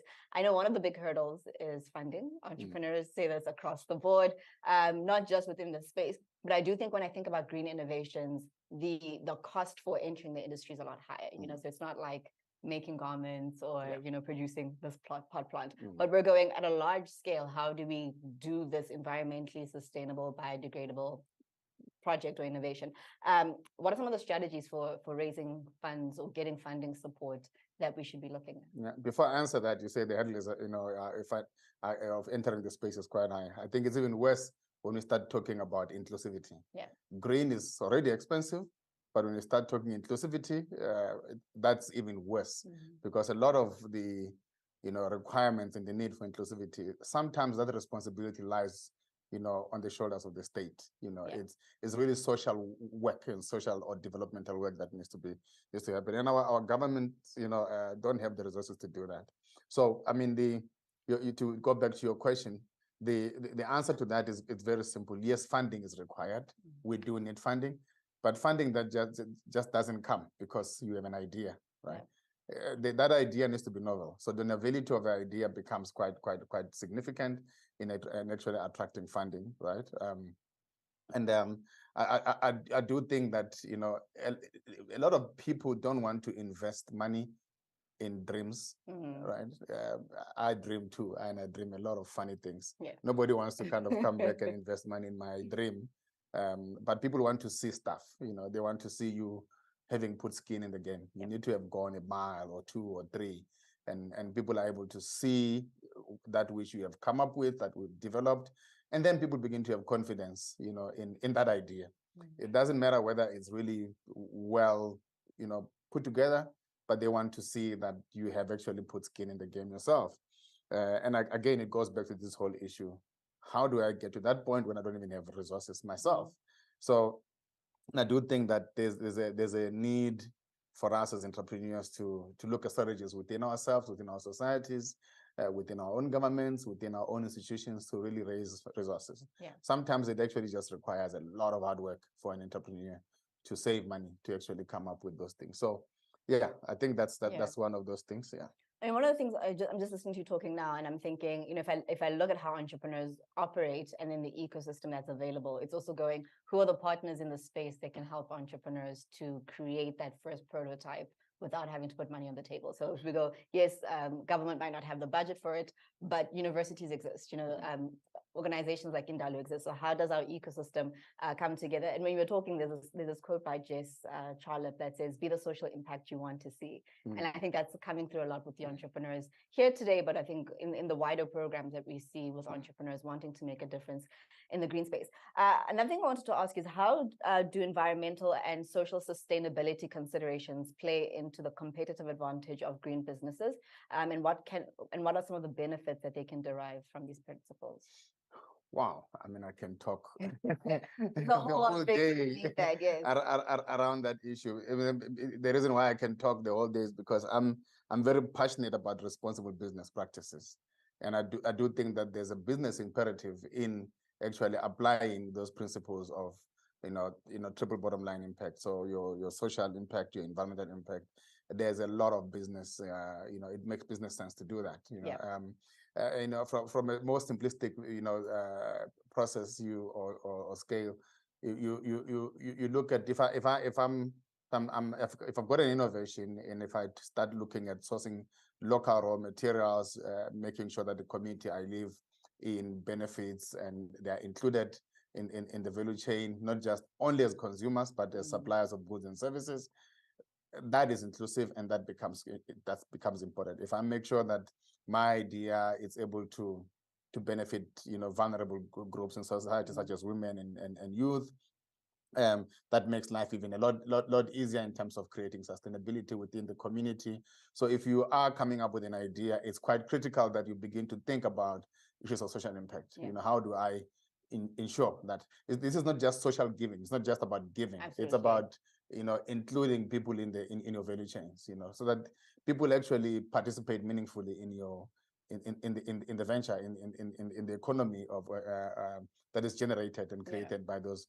I mean, if you look at environmental issues, I mean, we can there's no debate about it anymore. There was a debate about whether we should go green or not, maybe, I don't know, now 50 we're all years on the ago. same page. Now we're all on the same page. We do know that it's inevitable. We have to transition, and in fact, we're transitioning too slow. Because we look at the effects of climate change. We're already living with that. We already see it.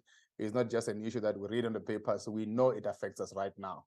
So these are the kind of things that we have no choice but to, because if we don't do that, it actually affects business.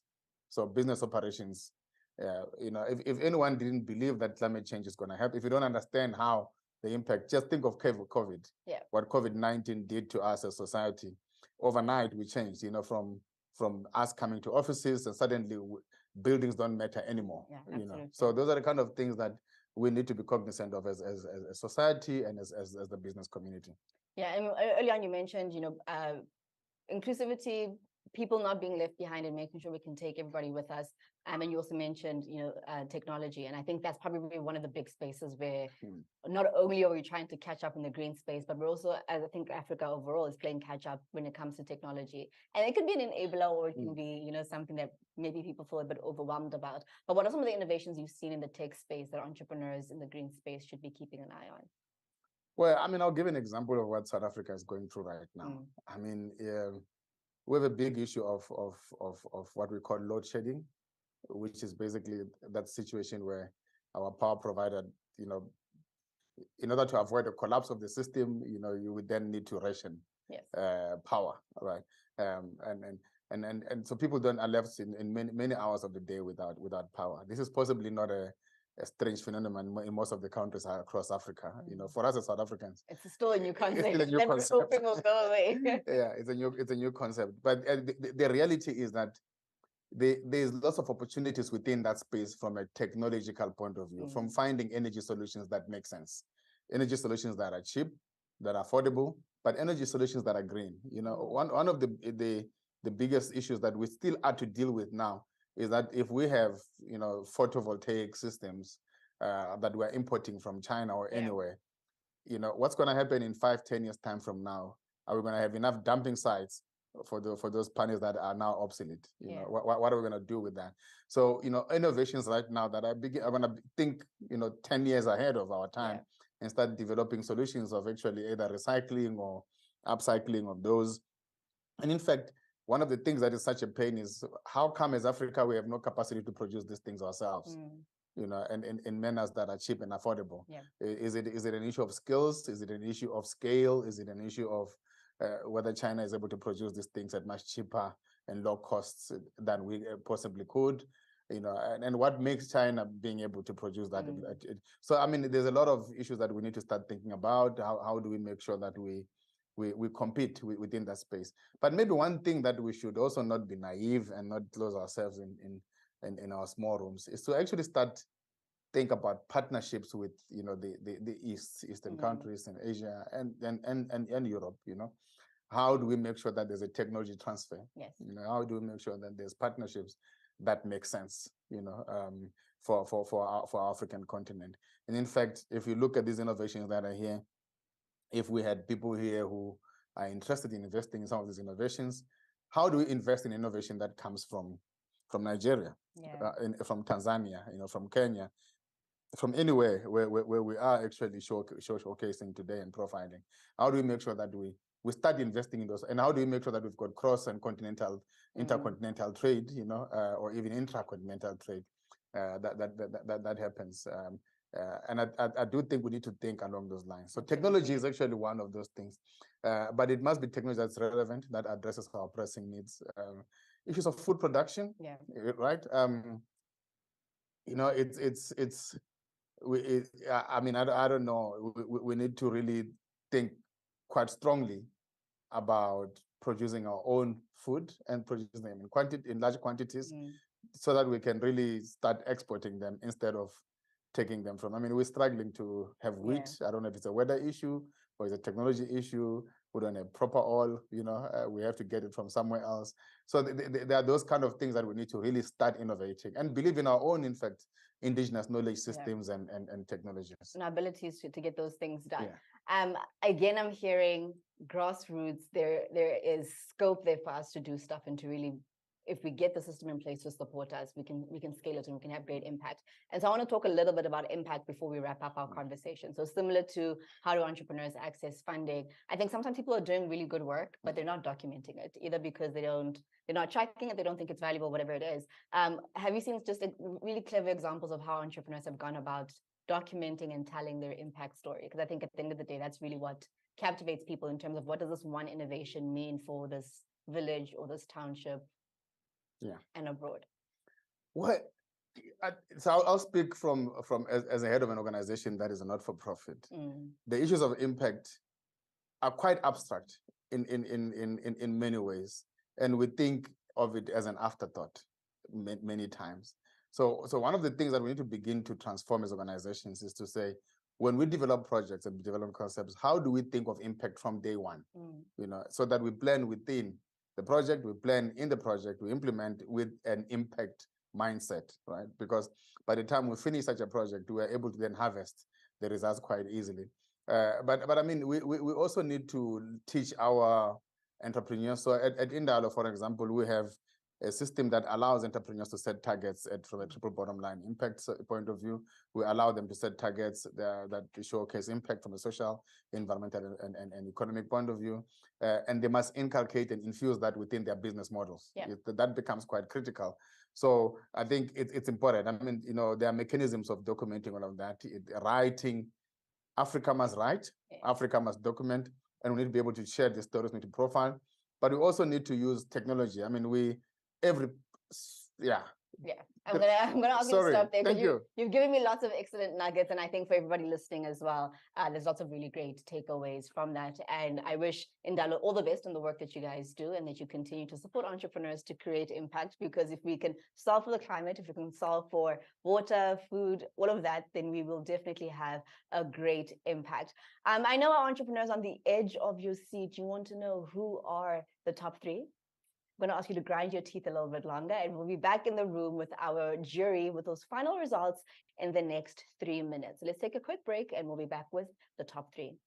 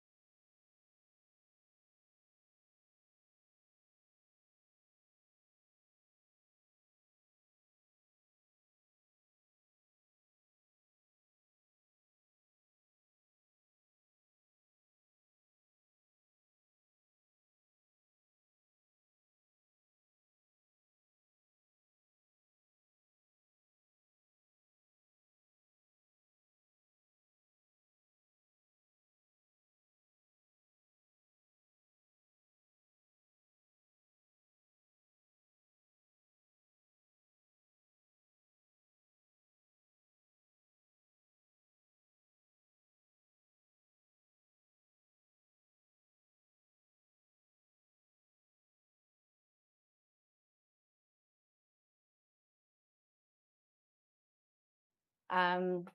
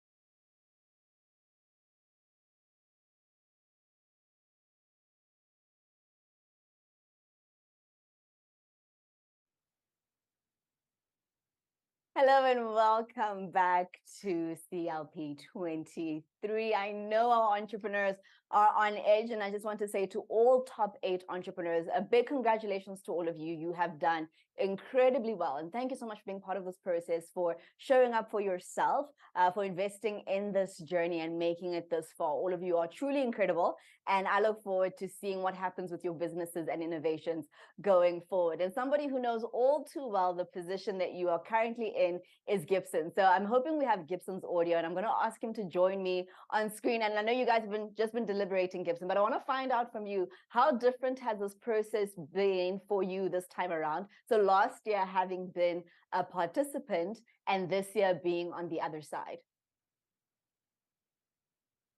Thank you so much. First of all, I'm very grateful having this opportunity, being part of this journey of these amazing businesses from Africa. Last year, I was a participant presenting my business of Waga, where we recycle laptop batteries to create battery packs to power rural communities. But this year, being part of the judge has been an amazing opportunity. Because, you know, I've been part of the process. I've been part of the mentorship, being trained on how to pitch and how to design my business and what to work on to make sure that the products I make are fit for the market that I targeted. So even this year, being part of the jury, I'm happy to see how hard the teams worked on creating these businesses. And also on the other part, I'm happy to see, you know, we can't have good pitches without the coaches. So I'm happy to have the national teams who have been working day and night, shaping these businesses so that they can come up and pitch here. And also the last thing is, I'm grateful to see we are looking at different criteria like the business and market potential, looking at how the innovation is, looking at the strength of the team that has been participating and making sure that the business will work on in a long run and sustainable, looking at how the jobs are being created as a result of these businesses being implemented in these places, and also looking at the climate impact, because after all, we all fight for climate action, solving climate problems, but we're looking at how are you going to solve and how much are you going to impact the environment from you being successful in this business. And also the last thing, we looked at the quality of the pitch, how you presented the idea, because it's very important to have a visual impression and showing your passion and enthusiasm. How are you connected to your business? That can prove that if you move to the next step, then you can be able to actualize what you really pitched. So I'm happy and I'm waiting to hear the winner. I think all of us are waiting to hear who the winner is.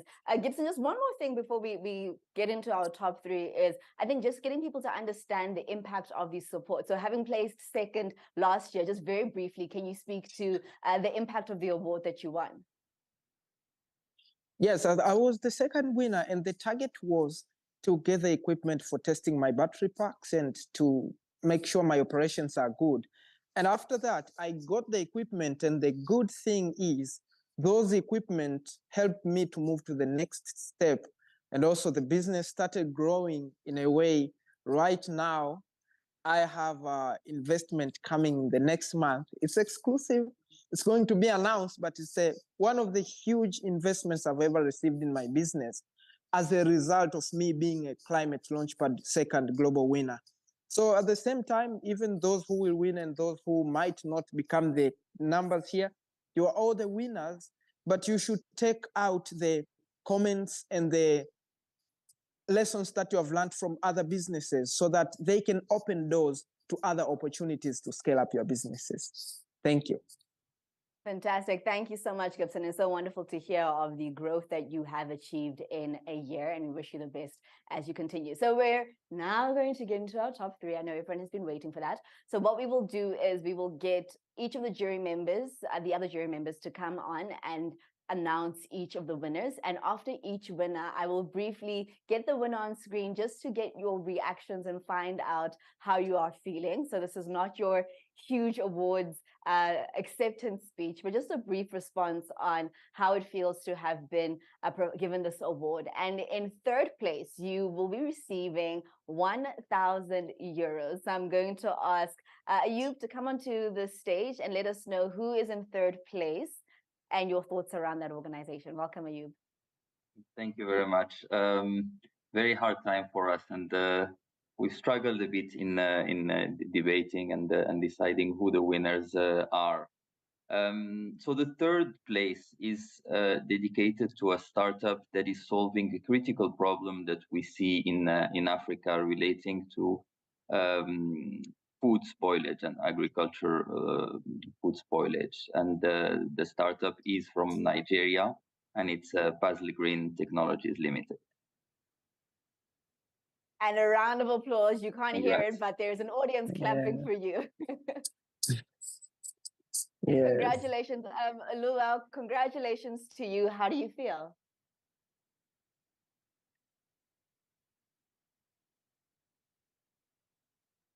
Oh, Lua, I'm not sure if you're muted, but I'm not hearing you. You said? Okay, I can hear you now. How do you feel, Lua?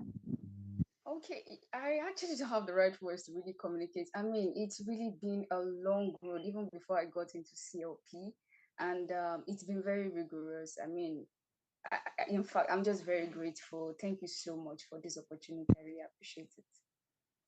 Fantastic. Thank you so much. And congratulations to you and your team for all the hard work. That is one down to go. And to announce our second place that will be receiving the prize of 2,000 euros, I'd like to welcome to the stage Professor Andrea. Andrea, who is in second place? So, thank you. And I'm very excited to say second place is for the Smart Woman in Environment and Development Organization, ESWEDO. And we were very enthusiastic about the work that you are doing with the community, with the linking with the woman, with the centralized concept, with the way it's working on. So yeah, we were very, very excited to have you in the competition. Fantastic. Congratulations. Yes, and thank how you do so you much. feel? I feel really excited because I've walked the journey with these women for almost 5 years. And here we are presenting a solution which we've tested, which works for them at home and also in their businesses. So the journey to make improvement in their lives and businesses, even the youth, when I communicate to them, it's going to be really overwhelming. We are grateful and we are committed to walking this journey of sustainability together. Thank you so much. Fantastic. And we're so Thank you so much. Congratulations. And we wish you all the best as you continue on this journey of sustainability. And finally, our first prize winner that is going to get the grand prize of 4,500 euros. I'm going to ask Juliet to join us and let us know who's in first place and what was that stood out for you for our first place winner. So, our winner addresses a clearly identified issue in the market in a very sensible and realistic way, has a great pitch, has a very convincing founder, and has the potential for huge climate impact and savings on emissions. And the winner of the Africa Regional Final is Merge. Fantastic. Huge round of applause to Merge. And I believe the team is, yes, right there. Congratulations to you. How do you feel? Thank you. Oh, so overwhelming. Thank you. That's awesome news. Thank you so much. And really hope to make a difference. And thank you for acknowledging our efforts and the opportunities that we have. Thank you so much. We really appreciate it. And thank you for the experience.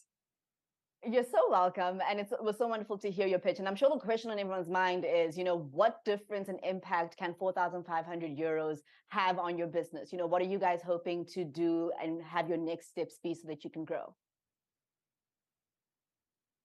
Yeah, definitely, it will really support us in continuing our journey and scaling the team and having people on board in the operations and to have that platform up and running, because we are solving a major problem, especially with the e-commerce booming and logistics being very fragmented. So definitely this will really help in creating a sustainable logistics forum and environment. That is fantastic. I look forward to seeing the leaps and strides that you're going to make in your business. Congratulations. And to our top 3 winners, a huge round of applause from us here in studio, and to everybody who's joining globally. We are joining in a huge applause to you and the wonderful work that you are doing. And to our other entrepreneurs who are not in the top 3, you are equally phenomenal, and we wish you the best in continuing on the journey that you have started, and that you see this opportunity with CLP as a stepping stone to the rest of your journey. I will ask our top 3 winners to please remain behind. I know you're excited and you want to go tell your family, but please remain behind. We want to do an interview with you and just get some of your responses that we can share from a marketing perspective within the team. So please remain behind. Don't run off just yet. And to wrap up our event, I'd like to bring onto the stage, joining us virtually, the Managing Director of Behold SA, just to provide us with some closing remarks. So please give a wonderful virtual round of applause to Reinoud Willemse. Yeah, good afternoon, everyone. Thank you very much. Reinoud Willemse from cloudy, sunny Stellenbosch. Thanks very much. It was a great honor to have been part of ClimateLaunchpad 2023.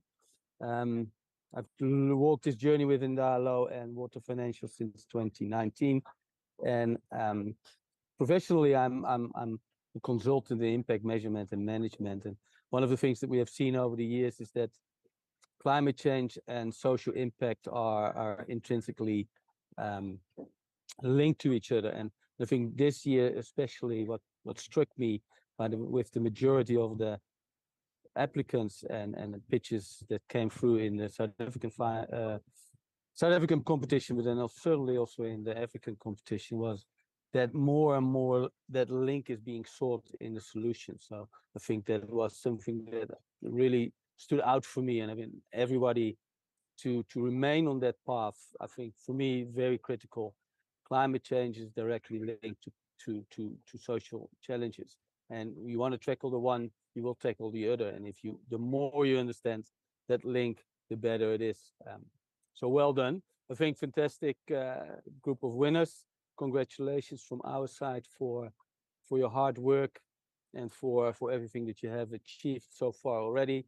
But like Gibson said, everybody is a winner, and I think go back to one of the participants in 2019 who didn't even make the top 3 in South Africa, who is now an absolute flourishing business. It's growing year by year very strongly, from small operations in the north of Johannesburg to having operations in several metros in South Africa.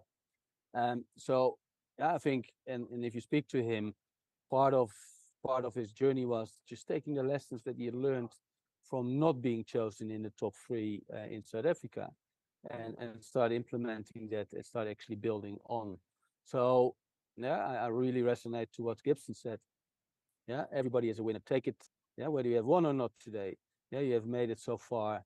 You have learned how to pitch. You have pitched for scary pitches. I know I've been there a long time ago as myself as an entrepreneur. Yeah. It's scary to pitch it, but well done, fantastic work, great event. Jury, fantastic. Thanks for all your efforts. Thanks for everything that you've brought and for a fantastic presentation. Have a great weekend, everyone.